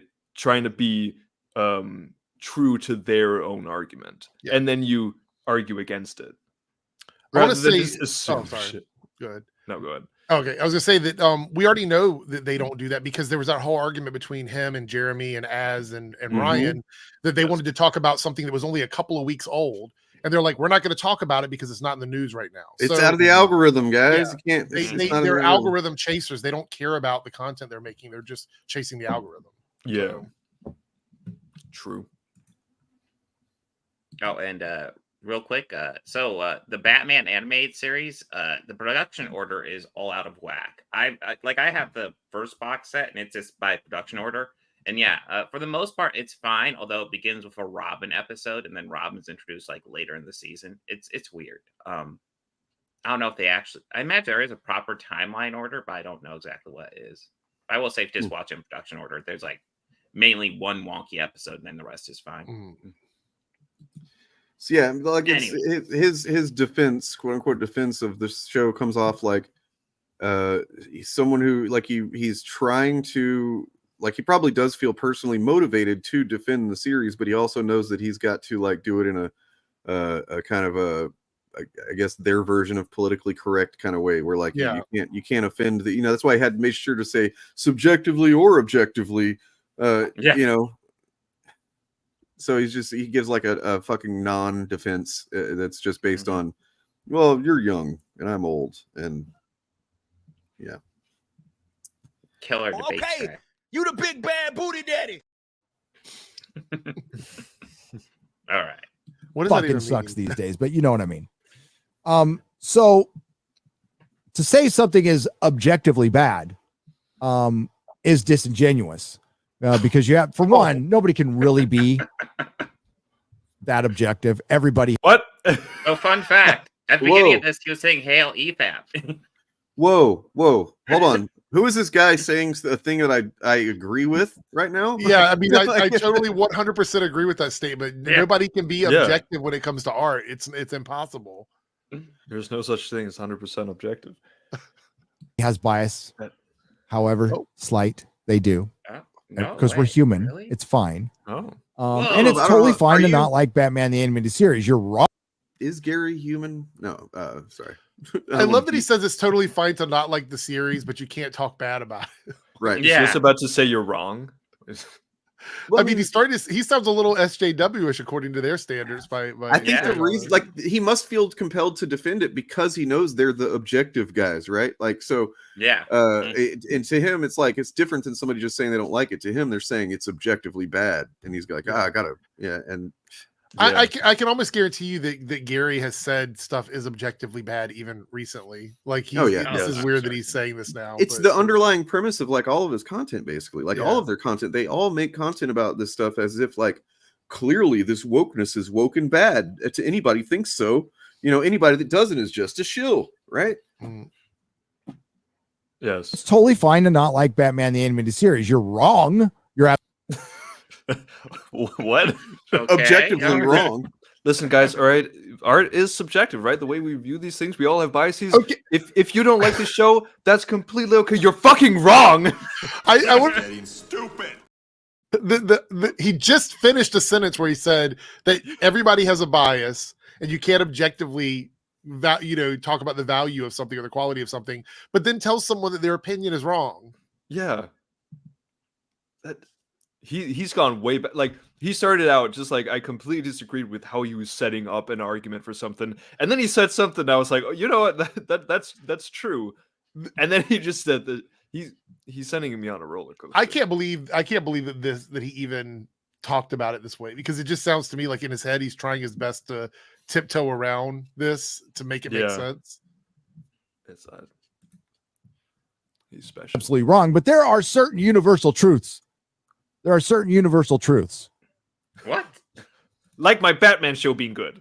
Yeah, I think the fucking universal truth. the nerdrotic defense crew has showed up, I think. Yeah, there are a couple things that we humans are like pretty sure like exists, even if our understanding might not be perfectly correct, but like some universal truths, right? Like gravity, right? The universe. Batman it's really good. Like what? So many contradictions. And you can not like those universal truths. Okay. But to say they're bad would just make you wrong. Lord of the Rings is the greatest trilogy of all time. You could not like the movie. But that's subjective though. But what about the wokeness, Gary? What about the wokeness? Yeah, true. What about when they gave all of Glorfindel's cool badass shit from the books and turned it into Arwen? That was woke, Gary. What do you have to say about that?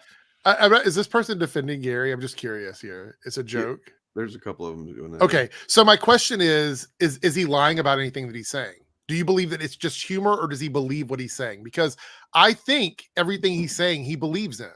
So even if it is humor, he's telling the truth about how he feels. So it's not a question of whether or not it's a joke. It's a question of whether or not he's being honest. And I think he is. I think everything he's saying here is honest. I get that he's trying to be funny. We're all doing that. That's what YouTube is.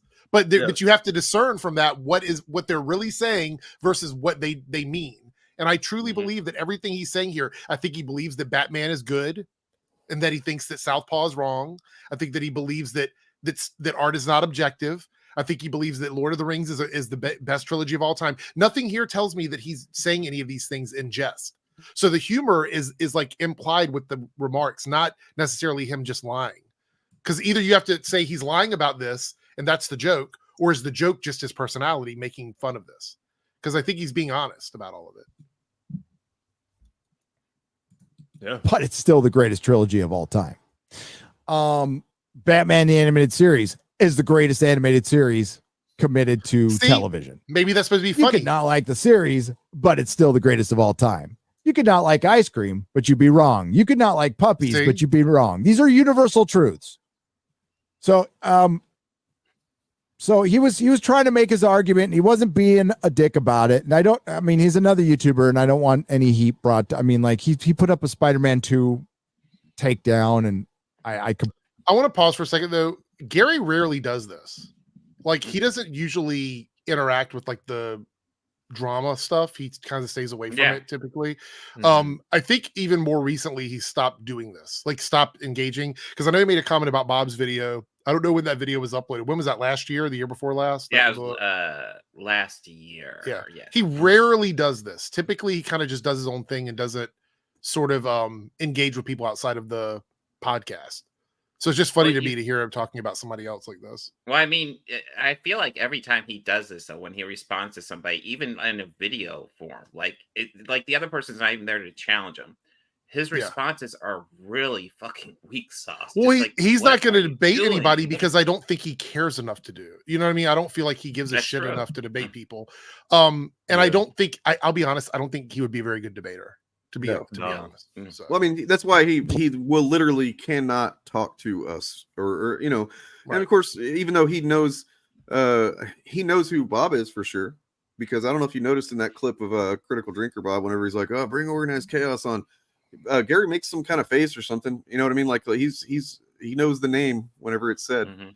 So like he's aware of at least you, probably all of us. Yeah, no, he mentioned me. So Oh, that's right. Yeah, there was that. So yeah, you know, he literally can't afford it. Like he just couldn't afford to have not even a debate, a conversation with any one of us, because it would just, to some degree, some people would kind of start realizing some shit. But yeah, completely disagreed with it. It was a well put together video, but anybody could like I've seen some pretty well put together essay videos in praise of The Last Jedi. It didn't change my mind.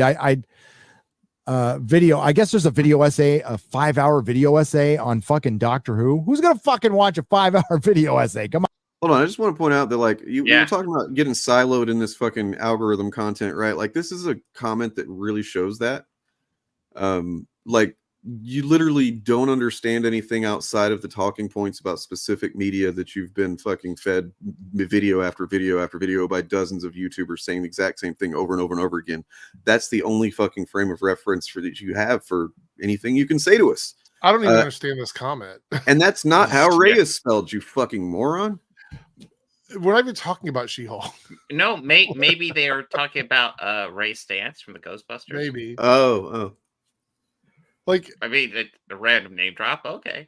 We haven't even mentioned She-Hulk this stream. Like, it's such a weird thing to bring up. I mentioned it when I was talking about how what the arguments about how there's no positive men in She-Hulk. Yeah, but I mean, we haven't had a segment about She-Hulk. Like, we didn't make a whole segment nothing. about It was an offhand comment. Turf Nation Paul Frere thinks that you're hot. He just said so in chat, but I banned him, so I can't show the comment. But he basically said that like you're physically just like capable, boy. Yeah, that purple and white text is so erotic on screen. When my hips move, it's so nerdrotic. It's so nerdrotic. Oh god. Oh man. I think it's funny that he just chastised a 5-hour essay and then praised EFAP. No. Well, that's the thing I was. Who's watching a 5-hour video? Like who watched a 5-hour Doctor Who video? Well, number one, the 5-hour video is almost certainly he's talking about the JXE video, who is a regular on EFAP, who are known for just doing ridiculously long videos on stuff. But yeah, who watches a 5-hour video? So you're telling me you've never watched EFAP, even though praising them? Yeah. Okay, Gary. Yeah, he might be doing his whole sarcasm thing here, but like still. It's not really like coming off very well. I mean, come on. I feel like I'm like trying to like be like he can't be. Yeah, like he can't possibly be that unaware, can he? But okay, I said I understand how that sounded. He probably can. Man, it's honestly adorable that anybody could be this naive about him. It's fucking cute. Yeah. Well, anyway. But I agree, he is a stubborn old man. That's true. That's a truth. Yeah, that's true. And I mean, to your point, changing minds is probably secondary to maintaining the minds of the certain demographic of people. Maintaining the algorithmic silo. So I don't think we've ever claimed to be. I've never claimed to be objective. Yeah. Nope. My criticism of EFAP is that they claim to be objective. I don't claim to be objective. I've actually argued against objectivity in art every time we come on stream. So, absolutely. Absolutely. Yeah, like no, because the thing is, as Gary said, and he was right, because we will say when he's right about something, no human is fully objective. Like you can get as close as you can possibly get in some ways on certain topics, but movies, art in particular, like it's just no real there's no way to quantify this shit. I think everybody has personal opinions about stuff, and if these guys were arguing that point, I would have less problem with what they're doing. I mean, it's still shitty opinions, but the thing is that they're arguing that something is just generally bad because it's objectively bad, and that is a false statement. It just is. Like, I feel like there's like that ruins critical discussion about art. You can't have a conversation about something if a community is like, it's just objectively bad. Then what are we talking about? Well, what You it know does I mean? is it feeds into conservative thought of like, you know, if someone, you know, the same way that they dismiss the experiences of somebody that's not like a cis straight white man, right? Like it's like, oh, that's not my experience, so it isn't a real thing, basically. So to them, there is an objective experience that everyone should be having, and if you're not, then there's what the fuck is wrong with you? You know, that's kind of how I see it. Yeah. For the record, I'm not objective. Just for the record, I've never claimed to be. So No, I'm all for the record, I am objective. Yes. Ooh, there we Everything go. we say here is objective. Objective fact. Based in fact. Everything is factual. There is no other Yes. thought at all. It's all the same. It's all These true. are universal truths. Down now. Especially the Calm down now. But I digress.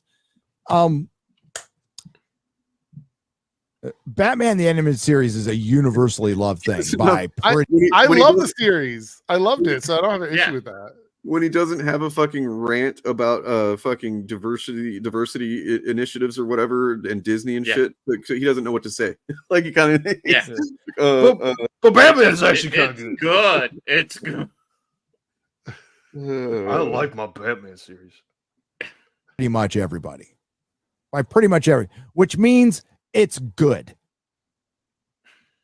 Objectively, subjectively good. It was financial. Whenever You don't have to put objectively in it if it's subjectively good. You don't have to put that there. It doesn't need to be there. And also just like people who use like common consensus, like about something being good means that it is objectively good. Like, no, I don't think we want to go down that route, right? Just because something is popular does not make something good. I think we can find some pretty good examples throughout human, like mankind, that go against that, right? Just because something is popular and liked by a lot of people does not necessarily like make it. The statement's like saying it's a fact and an opinion. It's factually and opinionally correct. Like, no, it's two different things. It's either one or the other. And then we got this one. Yay! Fucking man, we need to have like a some kind of drop for whenever we get this kind of or this exact comment, right? Yeah. So okay, so let's follow this logic. Mike Italian Stallion, let's follow your logic, buddy. So because wait, he does has Nerdrotic stream with millions of people? well, the holy shit, I didn't even see that part. I didn't think of that. Yeah. So yeah, I must be missing that. I mean, I know Friday Night Tights, they cram a lot of fucking nobodies up on their own screen, but like Jesus Christ. All right, so if he has millions of followers and he's better than us because we're just four dopes in a room, it's not a logical way to measure anything, but nonetheless, so then Marvel, DC, Star Wars, which has like way more followers than him, they're like better than him, and like he shouldn't be talking about them based on your logic, right? Did I lose you? Probably so. Fuck off.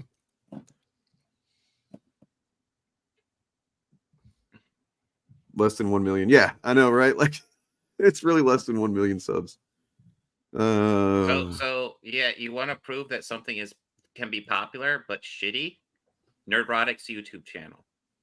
Yeah. I mean, the stuff that they talk about, their argument is that this thing is popular but shitty. Yep. Right? Like the MCU is popular but shitty. Yes. There's no fucking consistency with how they understand these things. There really isn't. Anyway, that's fun. Fun times. Gary sucks, successful, critically successful with the fans. So we can argue that, hey, not everything is good that's popular. You're right. Not everything that the critics love is good. You're right. Not everything that makes money is good. You're right. But when you have all three of those together, more times than not, it's objectively good. But wait, I can't. But no, prove hold that on. to But you. You can't just prove said it. objectively good isn't a thing. Said that this is objective, and I can't prove it because it's my opinion. Guys, what? I got a serious question. Is he doing this on purpose? He might be. He might be taking us for a wild ride. Like, does he realize that he's just like every other word almost going back and forth, like, and he's just fucking with people's brains? double talk is a lot of what these guys do, like all the time. So that way, you know, whoever's listening will just interpret it however they want to hear it. So I don't know if he's doing this on purpose, but I know, like, in general, when he does it on purpose. And maybe it's just a side effect of how he talks. Yeah, Captain It's Marvel like- had really good reviews. It made over $1 billion. Last Jedi So did has The Last really good Jedi. reviews. You know, it's made over $1 billion. Yeah, had a lot of fans. Yep. Mm-hmm. It's almost like their metrics for things are just like they're fluid and whatever they need it to be at any given moment to make a thing look bad to their audience. Does this also mean that like one of like the classic iconic movies that people really love, but that like flopped? Like I can't really think of like a good example. but, Shawshank like, Redemption, Blade Runner, Yeah, Big Lebowski? like Shawshank Redemption is not good. It did not get a lot of money. No, it sucks. Yeah, objectively bad. It's That's almost like none of that is objective. It's almost like all of that is subjective. But I used to you think know. it was literally one of my favorite movies, but like now that I understand that it was a flop when it came out, I have to. I mean, I change that looked at the opinion. box office and I was just like, oh shit. I guess it was actually pretty bad, right? Yeah, you guys are kind of triggered right now. Yeah, we're totally triggered. Opinion. But you still be wrong if you said it's bad. But then, like, if you're gonna go out there and Okay, say look. that stuff, don't. He's just how many times is he going to say the same shit? I feel like we're kind of getting. I trolled know. I at this feel point. like we're just spinning. The turd is spinning around the I toilet. think at we this hit point. the greatest hit, so I think we're good. But yeah, it's almost over anyway. But yeah, no, this is a. Does he is a say good anything else example. that contradictory? As we pretty much covered that already. I mean, I it just think it's feels all like- contradictory. Yeah. Yeah. Yeah. No, this is Gary and his best arguments. Like, oh my god. This is Gary at his best, and what the fuck? Yeah. Gary trying to do a positive argument for something. Maybe that's why he doesn't do positive videos. Yeah, this was an all-time performance by him.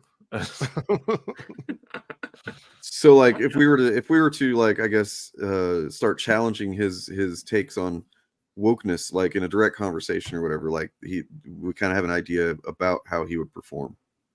Yeah. Well, wokeness is objectively bad, and I can't substantiate that, right? Because it's my opinion, but you're wrong, I'm right. And then whenever we point to something that fits the definition of wokeness, as he's said it in another instance, he would be like, "Oh, but it's actually something that he would think is good." Then he'd have to backtrack on that and talk out the other side of his fucking mouth. Got it. Yes. Yeah. It would just be a confusing mess, and I don't see Gary looking good. I don't see Gary looking good either. I tell you that much. Woo! I'm sorry. Yeah. I have fun with these. Let's look at him. Look, that's kind of an improvement in a way. No. Look like you'd be He's awful close. He's kind of close to Bob. I'm glad I'm up here. He's kind of close to Bob. Yeah. there. He's sitting on your lap, Bob. Really That's getting real weird. comfortable here.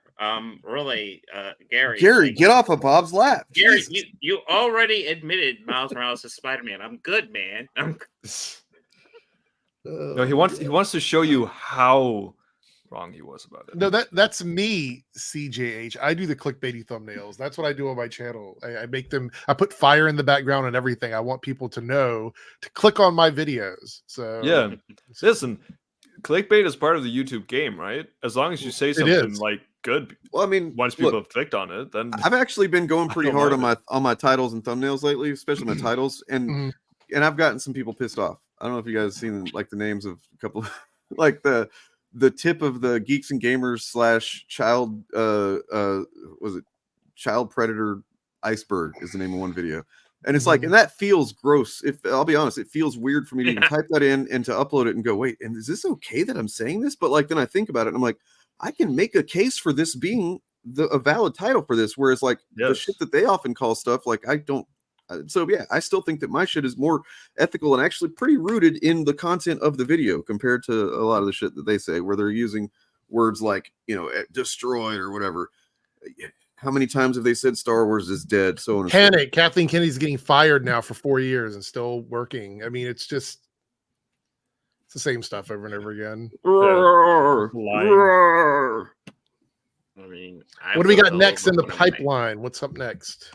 Okay. Well, Got like a good 15 minutes left. Have you guys ever seen like a 30-something-year-old man who he just can't accept reality? And that's one thing that happens to us, everybody. Sometimes you end up in a situation where it's like, okay, a lot of shitty things are happening right now, and our brains are wired to kind of cope with that by denying reality a little bit sometimes. But this one guy, he's doing it to some extremes, to the point where he's now thinking that literally every critic of him is a communist, and that includes people on the right. So let's see what he's got to say. People are seeing it, and they understand that I'm on some other shit. I'm okay with that. Things changed for the better. That's what it's about. Big Bone with a 10 says there are Howard fans who don't like Tolkien fans that don't like Robert E. Howard, but Conan fans aren't trying to say Lord of the Rings shouldn't have been published. The tracks are weird. Well, it's communism. It's socialism. It's it's both. Again, what was that conversation we had? I think it was on last week's main event. Not main event. Last week's For Canon's Sake, actually, where someone worded it this way: there's people that are culturally right but economically leftist, and that shows in. Let's just stop and drink that in for a second. Yeah, I'm trying to unpack all that. Yeah. No, it's not Elsa Bloodstone. It's the chick from Gen V. Come on. Yeah, exactly. I don't have an argument. Communism. But it's also socialism. And it's also right people that are also left.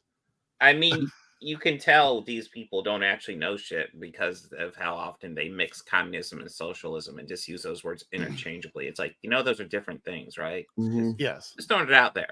Not only are they different, but I mean, what argument is he even making here? I mean, somehow he turns all of this back into something about him. Yeah, he'll get there. He always okay. does. I haven't seen this Stick clip with it. yet, so I haven't seen this. Stick with it. He'll get you there. Okay. I promise. That people think comics are some fixed pie. It is. They approach it like what it is. Just saying that the existence of the Rippaverse is somehow a threat to something else. No, we're not. That's not what anybody No. right now that's paying attention is saying. Nobody thinks that the Rippaverse is a threat to anything as far as financials go. Like, the only thing it's ever been a threat to is like fan spaces. Right. If Rippaverse disappeared tomorrow, it would have zero impact on the larger indie comic community. It would have zero impact on it. I did a stream on Friday about this exact thing because I started seeing videos and stuff where it's like, oh, this indie civil war, and I'm like, what the fuck? They're talking about Comicsgate and Rippaverse. It's a Comicsgate civil war. It's not an indie civil war. I It's literally specifically went the through like Comicsgate several websites that listed indie publishers, and there's dozens and dozens of them that are not anything to do with Comicsgate or Rippaverse, and like it's just. The fact that they've managed to convince some people that they are the indie scene or whatever is fucking it's sad. It's a grip. But also there is a fixed pie. Like when it comes to comic books, like there's a certain market that you're marketing to, and everybody is sort of in the same pie, I guess. So there is some sort of truth in that statement. I don't believe there's some outside parallel economy going on with indie comics. It's an economy where everybody can be a part of it, but it's not parallel to anything. Well, I mean, he talked about before the Rippaverse launched. There was a lot of talk about how they're going to take fucking money from Marvel and DC and shit. And I just don't really think that's happened to any substantive degree. Sure, it's probably happened here and there, but like by and large, you can just look anywhere where people are talking about the Rippaverse, and you're going to see people that just haven't ever bought comics before or haven't bought them in years. I got people really mad in my video because I said Eric July could sell a bag of air or a bag of water with his great. signature on it, and people would buy it. He did. It was called ISOM. Zing. Burn. Oh, Bob with the heat. I mean, in reality, we saw this already. The great Chuck Dixon, according to Eric, one of the greatest comic writers of all time, couldn't even sell a #1 issue with and make more money than Eric did off of his first book, and his first book was garbage, which tells me that people were not buying the book because the book was good. They were buying the book because Eric July's name was attached to it. I'm going to do it to him because I'm working on a video right now that's all about how right I've been the whole time, and you guys too have been there alongside me. There's a couple spots with like just predicting how this shit's all going to shake out, and we're seeing it happen. I mean, we talked about this battle between him and EVS like well before it started. People are like, oh, EVS did a cover for Eric, so there's no way they're going to be fighting. And now look at it. EVS has an entire stream each week dedicated to trashing Eric July. An entire stream. We're going to go live now to a response from Eric July.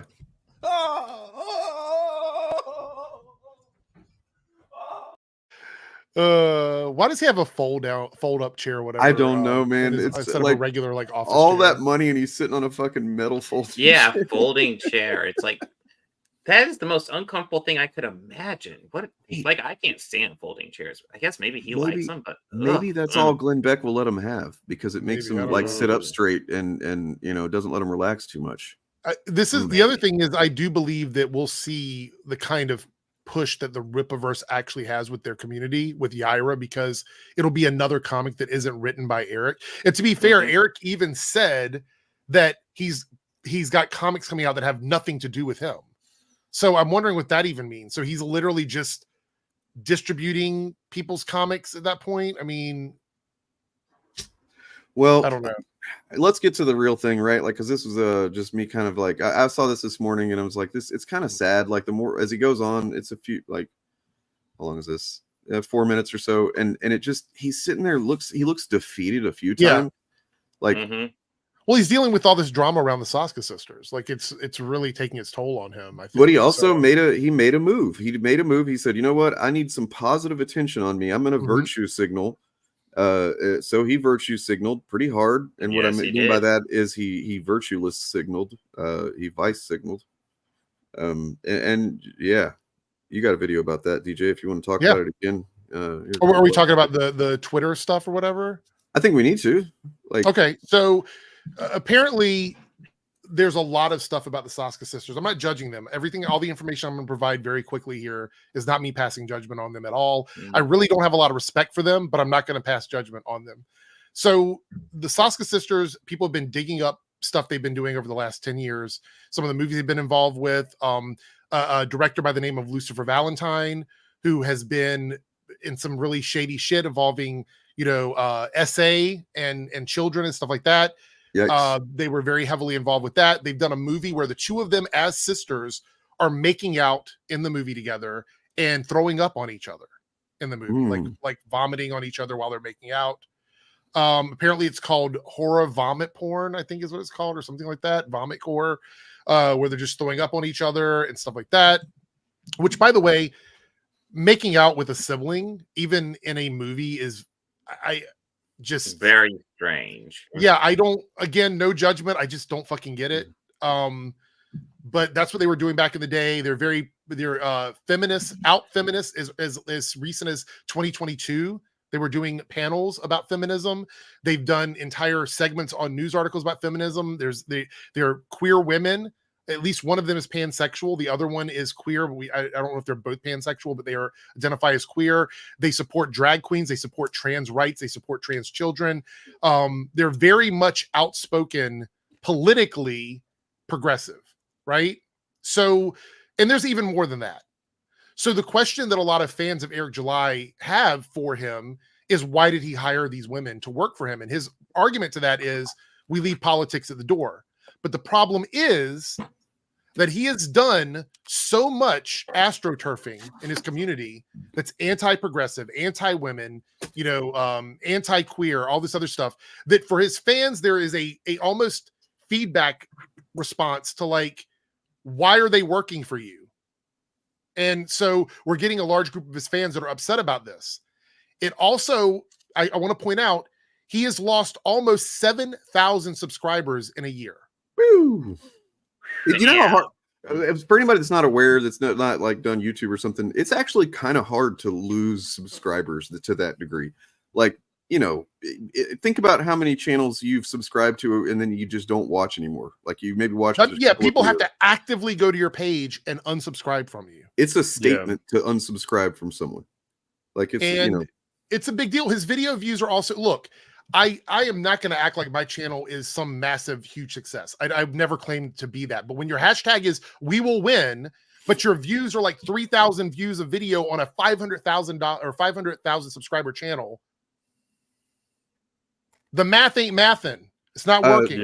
I just want to say I'm about to have to go out and grab the kid from the bus stop in a minute, but I do have that screen up for if you want to. I've got it right here. Yeah, I got it up. So, all right. So there was a stream, a Comicsgate stream that was happening when all of this news was breaking. And so Eric felt the need to post this. Now it's been edited, meaning that he went back in and added some stuff. And I'll tell you what that is as we read this. But he goes, when Alpha Core 1 was next up, they went after Chuck Dixon. Now that Yaira is next, they're going after the Saskas, and it's swinging to the other side of the political spectrum. Now they're digging up 10-year-old posts and such. It's not just 10-year-old posts. They've been doing this as recent as 2022. So we're not talking about like they made one SJW statement in 2015. No, we're talking about a history, a pattern of them, you know, being progressive. So that's disingenuous. He goes, first, they tried to fault them for stated political social positions. They're not only irrelevant to the Rippaverse, but they don't even hold anymore. No, they have never denounced any of their affiliations with progressive politics. So there's no proof of that. That's just him saying that. And even if so, like the fact is that he has made it very clear in videos before. There are clips of him saying that you should not be, and I think there's actually clips on Twitter of him saying you should not hire SJWs to work for you, because it's a bad thing. Put the money in the pockets of conservatives and things like that. So it just doesn't make a lot of sense from that standpoint. He goes, if any of this ever got in the way of the Rippaverse, they wouldn't be here in the first place. Well, that's literally what's happening right now. Like you're seeing pushback from your audience that are saying that this is an issue. And instead of addressing that realistically, you're deflecting it and brushing it off. He goes, the rule here is that everything gets left at the door and you'll get axed if you do something that gets in the way of business. Well, I mean, isn't that what's happening right now? I feel like that's what's happening right this moment. And the Saska sisters have been very quiet the last few days on their social media. They've just retweeted some stuff. This cancellation attempt didn't work, so they're moving on to something else. I don't think there's a cancellation attempt. Like getting them fired from the Rippaverse isn't a cancellation. And I just want to say, by the way, like there weren't people that went after Chuck Dixon. It was just me. Just me. Literally, I was part of that too. Well, yeah, okay, sure. Us then.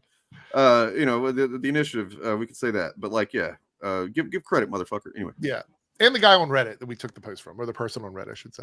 All right. So it says the Saskas are quite literally known from horror films. And this is, I believe, where the edit happened. I believe that this part from here down got edited after the fact. The Saskas are quite literally known for horror films, and now they're being faulted for acting, doing raunchy things in extreme gore film. Well, we're talking about like taking spiders and sewing them into vaginas.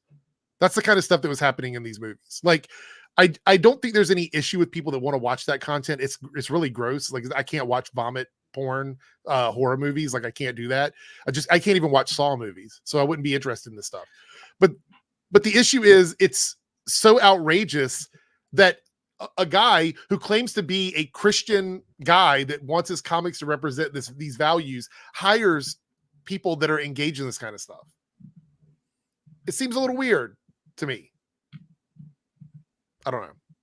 Anyway, it says the worst went too much logic to it. Yeah, it says the worst part about this guilt by association that's being played. Again, it's no guilt by association. I don't think anybody thinks that Eric is a queer person making horror movies. I don't think that's the issue. I think it's the idea that why would Eric hire them in the first place?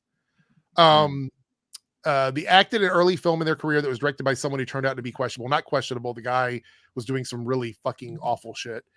They've done nothing since, and it's promo with said director, but they haven't denounced him either. I expect this gay shit from the left is spelled Ghey, which based on how he ends this statement, there's no point in misspelling gay. If you're going to use gay as a pejorative, just use it as a pejorative. Yeah. So I don't expect this from people that are culturally right. So explain to me how someone who does not claim to be right now is saying that the right should not be criticizing him. He doesn't expect this from people that are culturally right. Why? For what reason? If your comics are for everybody, you made that video where you said everyone can buy your comics, then why is it the people on the right are the ones that you don't expect it from? Don't you want everyone to buy Rippaverse comics? Yeah. Again, none of this has anything to do with the Rippaverse, but it actually has everything to do with the Rippaverse. It has all of it. The question is why you hired them to work as your lore masters. They're not just writing a comic; they're literally the lore masters for your entire universe. I think he's actually insane, guys. Like his fucking brain must be like Yeah, a bag of fucking pubes or something. I don't know what's going on in there. The Saskas will not be fired over the. By the way, I never expected them to be fired. That's the first and foremost. Anybody that works for Eric, see, this is the thing. Eric has this personality where anytime he is perceived as making a mistake, it would be a sign of weakness. So he will never ever admit to being wrong. And when the Rippaverse finally wraps up and it burns down and it's not a thing anymore, he will still try to blame the failure of the Rippaverse on something else other than himself. He will never take responsibility. So firing the Saskas would actually make it seem as if he has made a mistake. So that's why he's not going to do it. At the end here, it says, here's my public and only, does this scroll down? I don't think so. Here's my public and only statement on the matter. The Rippaverse does not cancel. I guess it says, I believe it says fire people based on et cetera, et cetera. And then he wraps it up. He wraps it up by saying, I believe, get over it, faggot, I think is what he says at the end of this. I wish I had the bottom half of it. That's what it says, because I covered it in my, and I'm going to say that word because I'm gay and I can say it. So be mad if you want. But anyway, yeah, so he says that at the end of this. And this is the first time that he has actively used that slur in public that I can find, because I've not found it anywhere else. But I have, I've said in the past that he has used other words like weirdo, fruit, detractor. He's got all these words that he puts in place of slurs. Yeah. But he decided to actually use the slur here. Which I think is quite interesting because Melanie Mack has been using it quite a lot recently. And I expect the next person we'll see to start using it is probably going to be Az, because they're buddies now. Like Az is his partner, as he puts it, I guess, on his stream. So yeah, he's partnering up with Az, and Az is going to do everything that Eric does because he shills hard for him. The reality is that the Saskas have decided that the paycheck is worth it. I can't believe as queer women they would let Eric defend their honor by using the F slur. I just, to me, that seems a little weird. But I guess the money is so good they've sold their soul in that regard. Yeah, no, I mean, I think the question is really, where do the Saska sisters stand with this? Because if they're as progressive as they present, but they work for somebody like Eric, now they work for him, but have like an important role for him, a role that I would assume Eric would actually have, but I don't think he cares about. Keep in mind, though, I want to point out they are the lore masters for this comic book universe. So he has these SJW feminist queer women, twins, who have done incest videos together as his lore masters for the Rippaverse. Yeah. I don't see how he doesn't see this as a problem for his business. Yeah. I do not understand how he's disconnecting from that. I don't get it. I don't expect him to be fired. I'm wondering how he didn't vet all of this before, because the only thing that he's ever really talked about from them is the Black Widow comic that they did for Marvel, which he really, really loved. He talked about it. He did a whole video about it, but they've got a whole career outside of that. They're more filmmakers than they are comic book writers. So, you have that going on. And at first I was like, maybe the Saska sisters don't know the extent of what Eric does. I was kind of giving them the benefit of the doubt, but now it's very clear that they know the kind of person he is, and they just don't care. I think just don't care about they think they're getting a decent paycheck. I think that's what we're seeing. Yeah, probably. But the other thing is that he used the term moral faggotry as well in another post. He said that moral faggotry was the issue with the gay ops that are happening to him. So, he's just decided now that all of the times we called him homophobic and people said, well, fruit's not a slur, blah, blah, blah. Well, now he's slurring people. So what's the next goalpost? What's the next excuse? How are they going to defend him now? They'll find a way. They're gonna find a way, yeah, for sure. So This video contains adult content not suitable for children.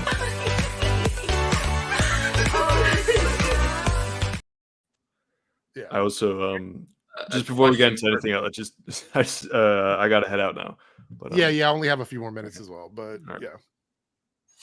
Cool. See you later, Turf. Yeah, see you guys. Have fun. Later, Turf. So real quick, I just have a question, honestly, for the Saska sisters, because I'm kind of curious. What was the price of your soul? Yeah. I'm just kind of wondering. Like, what was it? Look, these aren't people that to me, I'm not going to judge the notion of putting spiders in a vagina or puke porn or whatever, like on just as a concept, because it might be possible to write a narrative that makes spiders in a vagina make sense to be in a movie. I don't know, and because that's where I come from, is like, if you can write something that makes it happen, and it's okay, yeah, that makes sense. Sure, I can't imagine what it would be, but I'm not going to just dismiss it on taste alone. However, I seriously doubt that there is anything substantive narratively that you could write that would make it worthwhile to sew spiders into a vagina. So to me, these are people that don't think things through on a critical level, and they're just like superficial women. I don't know anything about them, but just based on a little bit that I do know, it seems like that's the case. And like, you know, who knows what he sold them? Who knows what they're aware of about him? They might not be aware of exactly, you know, all those things that we were aware of about his content, things that he said or whatever. But I don't know. Yeah, the comments under my video, whenever I cover this kind of stuff on my channel, the comments are always wild. Like, there's like 170 some comments on that video now about Eric July. So it's just always like, look, the reality is, whenever I say something true, the comments are always worse. That's the issue. Like, 100%. If you want to see, like if I'm on my video and I'm spitting like so much base stuff, the comments are going to reflect that by pushing back against me. That's what I've realized with my channel, is that it is exactly commensurate. Yeah, mine too. But like, basically, it's yeah. Sorry. Go ahead. Have you never heard of a metaphor?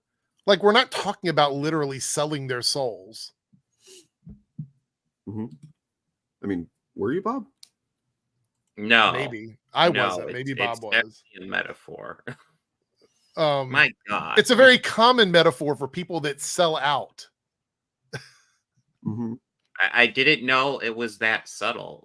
Next time I will be more obvious. I mean, well, it's also, there's buried in that defense too, is it's like, it's a job, you know. It's like the idea that, you know, you can basically, as long as it's for a job, then it doesn't matter what you do, kind of thing. Oh, cool. Yeah. I just, let me explain to you right now. That would be the equivalent of, like, I don't know, like hiring, like a white owner hiring a black guy to work for him, and then defending that black guy by using the N slur towards people, towards customers. That's essentially what the fuck just happened with Eric July. He was defending queer people by using the F slur. How the fuck do you not see that's a problem? Well, so Sandman, we don't know that those are their morals. It's either that they are now doing something that against their previously stated morals, or their previously stated morals were bullshit. Yeah. No, man. This is how sociopaths think. Like, that is fucking insane. You don't just like do one thing to get paid, and that's literally probably the most important role in life that you play that should be held under scrutiny, because you're getting fucking paid for it. But it's not just that. It's let's just fucking stop the bullshit, chat. Okay, stop all the people. Let me explain why this is all fucking dumb. So Eric July is mad that people are going back and looking at Saska Sisters' personal beliefs and then saying, hey, why are they working for the Rippaverse? Because this means they're going to apply this to the stuff they're making. When just a couple of weeks ago, Eric July and Az lost their fucking mind about the director of Star Wars being a woman who made comments like back in 2015 that don't reflect Star Wars, and trying to apply that to the content they're going to be making for Star Wars. They're fucking hypocrites. They're fucking hypocrites. That video you just made the other day of Eric watching that fucking thing about the Indiana Jones game. And as soon as a guy appears on screen who looks like he might be kind of gay or something, Eric just like goes off on a fucking tirade about he doesn't even watch the rest of the video. It's one sentence. So this It's almost fucking like it's frontline his defense whole for bad Eric July thing. is so fucking stupid. Like at this point, if you're supporting Eric July, there's only two things. Either one, you're too fucking dumb to see that he's got you completely brainwashed about his content, or two, you agree with him and you're just running defense for him. And you know you're just a piece of shit. And in that case, I don't want to talk to you in either case. You know? I think that's reasonable. Yeah. By the way, like, okay, so a good example is Bowen Yang from Saturday Night Live. You familiar with Bowen Yang? Yes. Okay.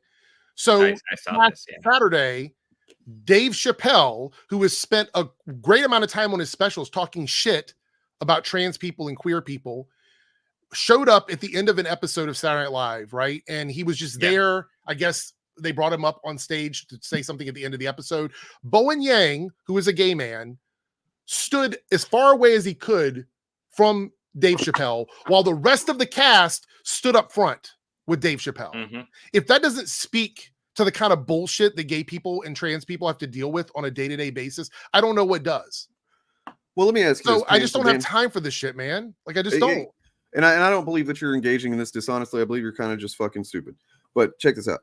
Would you shoot puppies all day long? Just they hand you puppies that one after the other. It's the cutest fucking puppies you've ever seen, and you're gonna get paid, pretty well, to just kill those motherfuckers all day long. And then you go home, and then that's separate. Your life after that is separate. You're not gonna think about that.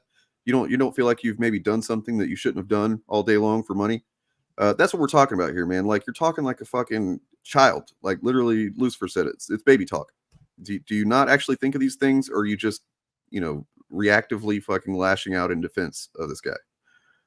I mean, like, would you have that same energy if a Christian went to work for like a queer organization?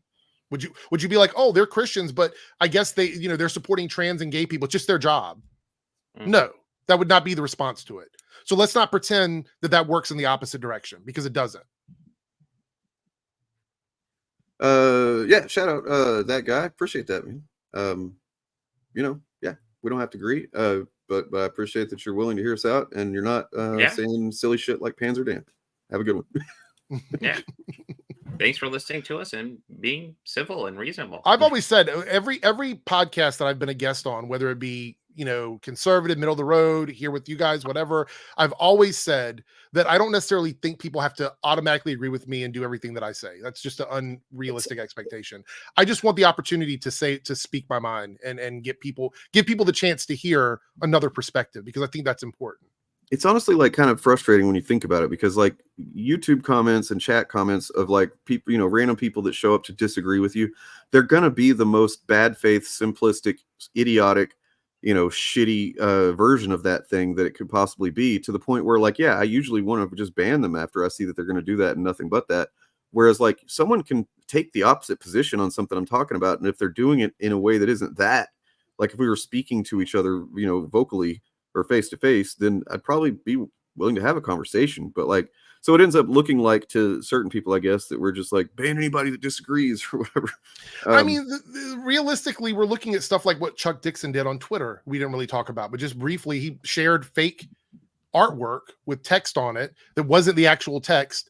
It's completely disingenuous. Then he's called out on it. Instead of going, "Hey, I made a mistake," he goes, but the fact that it could have been real, like that's just the kind of stuff we have to deal with. It just gets so fucking exhausting every day having to fight with that kind of shit. If you want to be mad about something real, be mad about it. But when people are actively just making up stuff to hate gay people and hate trans people, it gets very fucking exhausting. True. Mm-hmm. Here we can bring it up real fast because it's worth mentioning here. DJ has a fantastic video on this, but yeah, Chuck Dixon shared this banger. Nightwing and John Kent, who wants this? And it's completely fake dialogue about being bi, essentially. Nothing to do with the actual book. And he just shared this, and like when people were like, "Hey, this is obviously fake. Why'd you share it?" He was like, "The reason we have to it was a copy paste response, obviously." And he was like, "The way that it was like the fact that we can question this at all, it shows how bad the industry is." And it's like, Which is not how it's framed. Look at this tweet. No. Who wants this? This was not framed as a, well, this could be real. Like, it's literally he thought it was real, or he was framing it to be real. You know, and I literally, like, when I first saw this, I hadn't read Nightwing number 10. I still haven't, or 110. But like, I read this and I went, no way that's real. Right. No fucking way that's real. No. So, like, Chuck, do you lack critical thinking skills? Can you not look at this, or are you pushing? I mean, I don't know if you watched that video that me and DJ did, but like, I kind of do believe that he had no idea it was not real. Like, it seems like he's a little bit naive. Yeah. You know, he's a fucking old man who just doesn't think teenagers want to have sex. The fact that he thought this was modern writing tells me he doesn't need to be writing modern comic books. It's probably why he's not writing modern comics that for any company that matters. But either way, the panel, and I know we don't have it here, but the panel's completely different. And this came from a gay fan fiction group. So it's a group of people that just make funny, like, panels from comics, like retype in text to make it funny for the gay community to laugh at. He took that and he put it on Twitter as if it's actually from the comic. Well, I mean, so Screwface component, like, the thing is though that I've seen it. I'm sure all of us have seen it in various ways. Like, they don't check it though. They don't verify. Yeah. They, you know, I still get people in my comments talking about Snowflake and fucking Safe Space. You know, like it's insane that these are characters that never saw print in anything, you know, anything. And yet, because they remember whenever it was a big news story that they were gonna do that, then they don't remember. They never heard it got canceled, I guess. But so they think that every comic book has basically got Snowflakes and Safe Space in it now and shit.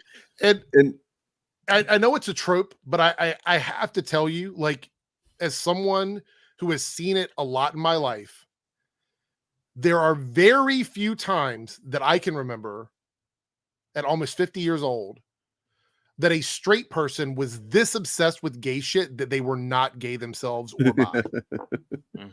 Go watch that very, video. Very, very few times. Like, I made a short about it. I've talked about this.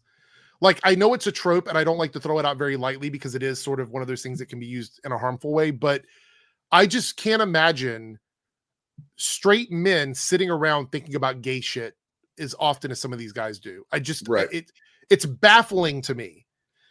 Let me tell you how often I think about myself being gay in a day. Oh, I don't know. Maybe never, unless somebody's talking to me about it. Probably about as often as I think about being straight. Right. Well, I mean, look. I don't. By the way, I know you guys probably both want to go here, but I was hoping that I completely forgot about this, but I was hoping we could watch this one very short video about let's see what we can do. So tangential to related to Chuck Dixon, Ethan Van Sciver, he's been reviewing the Rippaverse archives lately. He reviewed albacore tuna, and well, I found a video that's just basically, it was 4 minutes of not him reviewing it, but just kind of like once he's done, he gives his overall views on how it's written and stuff like that. And he actually makes some really good points. I'm not even being sarcastic. Ethan Van Sciver makes some very good points about the problem with the Rippaverse. But, you know, you'll see with the edits that I've included here, what the issue is with him making these points. Again, like, they failed. So what? I want to read something with some humanity to it, I guess is what I'm saying. Fuck you, you fucking faggot. Shut up. Isam's an asshole. These characters are all assholes. All of them are assholes, and there's no reason for that. Stop you from killing Chinese people. And to me, no, he'll never stop me from killing Chinese people. I know it's hard. This is what I was telling my wife. I was saying to her, it's very important that people write some kindness into these superhero books. Ever. I don't care how many movies he makes. We haven't killed enough. Give me a Tommy gun and line them up against the wall, as the great Stan Lee once said. And actually write some characters that have love in their hearts. Tess Fowler has cancer now, and Tess Fowler is unable to work. Tess Fowler tweets out that she thinks this is it. She's never had the ability to work taken from her before. Me neither, Tess. Fuck you. You know, absolutely. What am I supposed to feel sorry for you? Fuck you. Because, like I said, just writing this like evil. Daddy can't rape us all. Evil. Daddy can't rape us all. Hate. It's a nice way of not calling you gay. You know, like in the old so way you of won't call me like gay. people used So to say, let me ask dude, you stop this: being is so gay an gay. insult? Yeah. Evil. Snarkiness.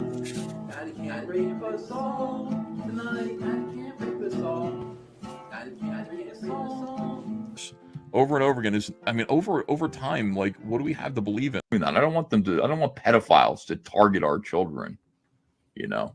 That beard. I mean, I wouldn't mind if they target Mark Brooks's children, you know, and these are supposed to be superheroes. All right, yeah, all right. Let's make fun of these weirdos. Yeah, T. Franklin's something else. I enjoyed your argument with her. Did you call her a crackhead? Yeah, I called her crackhead. Yeah, she didn't take kindly to that either when I called her that. T. Franklin, she is doing that Harley Quinn Bang Kill tour, which I guess is a book that kind of extends from that show that they're doing on her, which is basically just a show for a bunch of lesbians. That's the only appeal that it has. That obviously just put in a position because of her status. She's one of those typical pronoun brigade. Real quick, I just wanted to add that I'm a big fan of that show. Just randomly. Weirdos, put some mental illnesses and all that shit in their bio and all that. She doubled down on this idea that Vixen was gay, because why not? The writer's black, gay, and disabled. And I didn't really understand this until I talked about this with Chuck Dixon on my show. They seem to write these gay characters as predators. So I mean, Isom is a black man, straight guy, Christian from Texas. So I mean, is that the criteria? Is literally like. He also was very good in track and field sports and stuff too. Yeah. Which... So like, is it, we just like lining up the similarities in the characters now, and that's a self-insert? Yep. Yeah. All the time. Why is that? And I was like, and they did that with Vixen, where she's like hitting on this disabled chick, and it's fucking weird, man. She's like, you're not going anywhere. You can outrun me. I can run like a cheetah, and you're on crutches. So I'm gonna stick my giraffe tongue in you. There's nothing you can do about it. Fucking weird, man. It's some predator shit. That was an embodiment of what she was. It was a self-insert because the chick's disabled, black, and a lesbian. And like Superman to me is like an avatar for what do we say? We say he's hope, right? Superman, a cross between Elvis Presley and Jesus. I just want to pause and really drink in this tweet by Gail Simone, which it really does inform a lot of my understanding of Ethan Van Sciver. Just this one tweet, honestly, because yeah, I mean, it makes sense. She's somebody that worked with him. I have no reason to believe that she would just say shit like this without him actually having made this claim and knowing about him and his life. They worked together on a couple of different books. So yeah, she talked about in her long post about him once he kind of turned on her or whatever. That like essentially she was the friend, the coworker that he could talk to, because a lot of people at DC, for even before he got fired, didn't want to have anything to do with him. And she, probably didn't like him very much either, and definitely disagreed with some of his views and stuff. But she's, a decent person and was still being friendly to him. And she would listen to his complaints and stuff like that. So she knows some shit. And this just is the most Ethan Van Sciver thing I can imagine, honestly, is that he's proud of never having been in a fair fight, and that he was unpopular and I'm not saying that's cool or like making fun of him for being unpopular as a kid. I wasn't super popular at all, but I mean, to then take that and just, I don't know, you let it twist you up and make you a petty, spiteful, small fucking person while also not being small physically. Sorry, I couldn't help it. But yeah, it's just gross. He's a gross person. And I wanted to say that because I've been doing an uncomfortable amount of agreeing with him lately. When he talks about Eric July and it seems like we got a little civil war going on between EVS and a lot of the other Phantom Menace guys, mainly Eric July. Yeah. And it's finding myself agreeing with EVS more often than I would find comfortable. That being said, he's still a giant piece of shit. I cannot stress that enough. Just because between these two people, he is. I typically agree with his sentiments about the way the comic books are made and the artwork and the structure of the comics and stuff like that. I definitely don't agree with any of his personal opinions about stuff. Nope. So yeah. Well, I mean, he ends the review here, or actually I have the second part about it, I guess, that we could look at. But like he says some, while saying something I very much agree with, he uses language that I very much don't agree with. I would not consider EVS a friend at all. No. Absolutely not. No, he's the same way that he used my video to score what he thought would be a point against me and Eric at the same time. So he shared my video the other day about the scam, the grading scam that Eric is clearly running. And he tried to be like, well, you know, yeah, he limited the number that he was going to have graded to 1,600, but those other 87 are other people that have had them, that sent them in to get them graded. And then as Vito, you know, last fucking knight in shining armor, I guess, came in defense of, you know, probably not in defense of me, but in defense of reality, pointed out to Ethan that you literally can't send in a signature series book and have it graded as a signature series book. There's only two ways that you can do it. And that's if the signer literally sends it, like was what I assume happened with those 1,600, whatever. Or if you're at a con, and I've had this done before, so I know exactly how it goes. So you have to go to the CGC booth, get a representative there, that they have somebody that, you know, that does this. They will walk with you to the fucking booth where you're getting the book signed. They will witness the signing. They will then take the book from you, and they have to escort the book themselves back to the booth. And like they have to be in possession of it and you know, eyes on it from the moment that it's being signed until they have it slabbed. And so those are the only ways that you can do it. So like, yeah, it doesn't make any sense to try and defend, you know, and as Michael pointed out, M3 Writer said, the only reason he sees why Ethan would be defending Eric on this point is because Ethan does the same scam. Like, where that's like, what's funny about all of this. Like, I almost feel like when I'm watching these clips, I'm like, they're talking about themselves. Mm-hmm. They're talking about themselves with this. Like, yeah. And then, but also he that was the one point that he was happy to quote unquote refute by using misinformation. But I submitted other claims in that video that he gladly shared that are against Eric July, and I'm sure Ethan was happy for people to see those other points that I made. Anyway, yeah, this is just cynical bullshit on their part. At least we can admit that's what it is. Of course.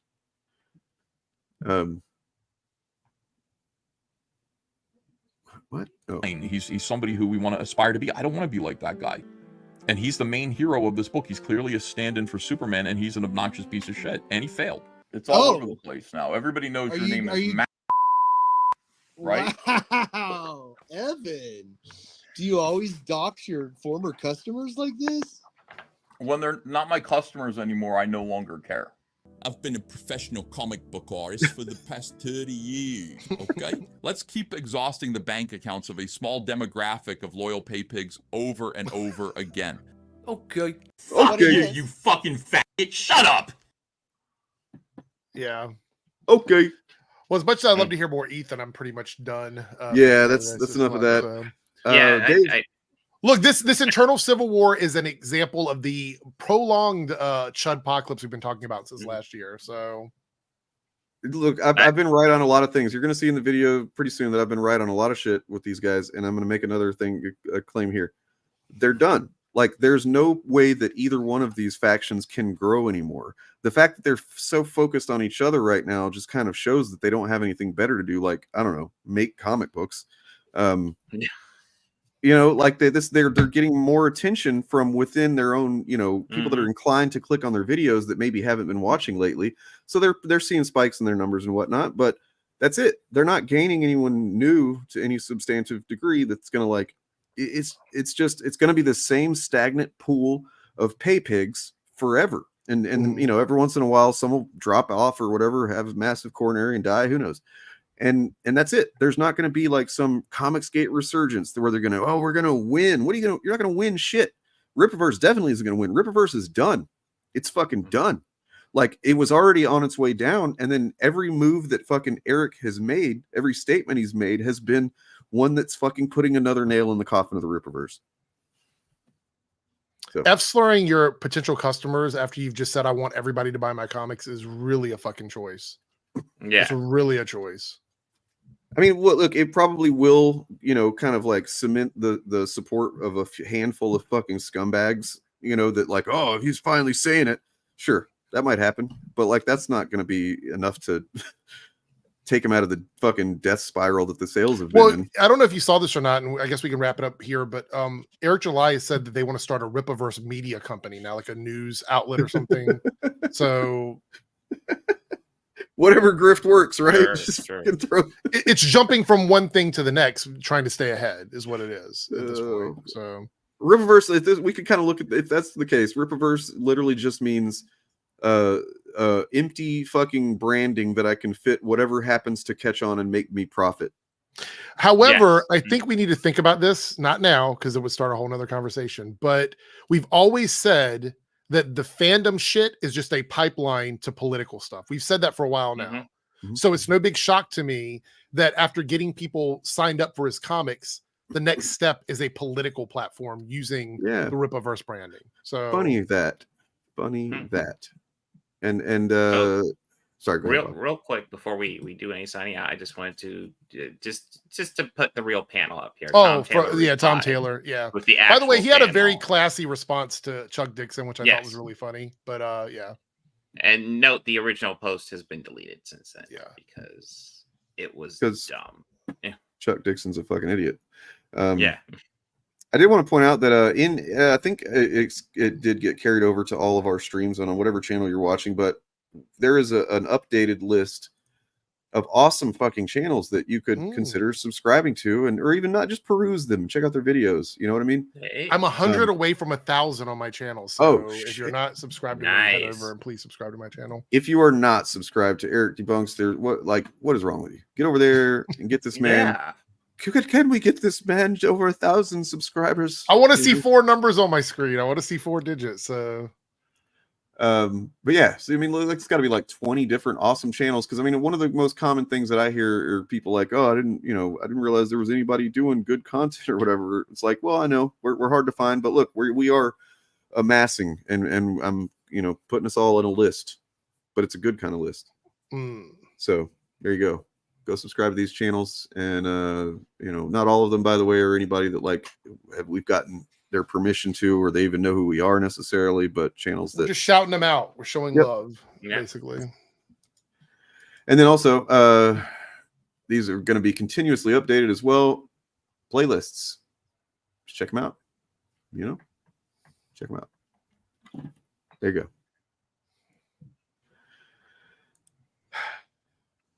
Cool, good stream. Good shit. Yeah. A lot of, I will be streaming tomorrow at 4. We will be looking over a lot of comic books and Ben Shapiro rapping. Oh god. Oh gosh, I've avoided that song. I don't want to hear Me too. it. So I've avoided it well, but I will subject myself to it for stream. Well, let me tell you what you guys missed out on by us not getting to it. We were going to talk about Tim Pool. We were going to talk about and maybe I'll talk. You know what? I'll do this Friday. Maybe I'll do it tomorrow. Who knows? I'll have to get with you and see what time you're streaming though. But yeah, so there's this whole fucking situation with the Rogan sphere of Tom Segura and stuff. It's just it's I don't know, really fascinating to me because I used to actually really like his podcast and stuff. And then over time, I did notice that he's just getting more disconnected and saying shittier things that really don't seem like they're done for comedy. They're done just to be a piece of shit. And and now he's really tasting it.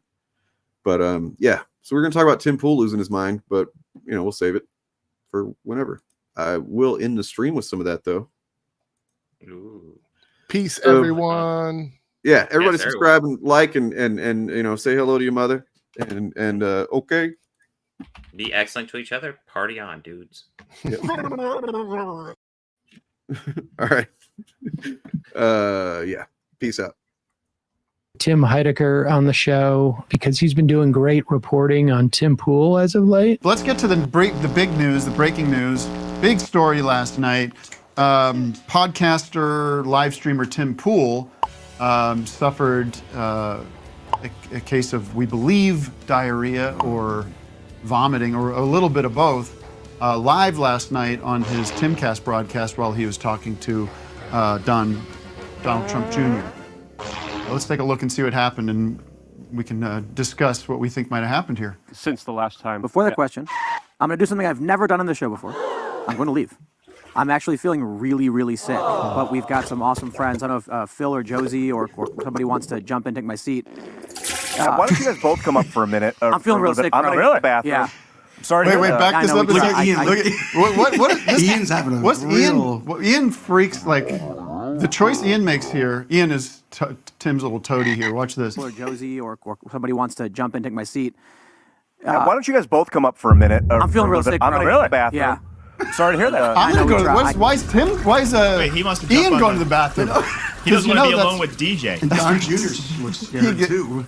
Yeah, and so Don actually is kind of. I think he's fairly pleasant here, but take a look. I tried. I got the drink because I'm like, I just got punched in the gut. Hey, Phil, you want to sit in for like 10 minutes or so? I'm gonna go to the bathroom and listen to you guys, and then I'll come back. What? Listen to what? You having diarrhea? Wait, you're the one supposed to stay. Yeah.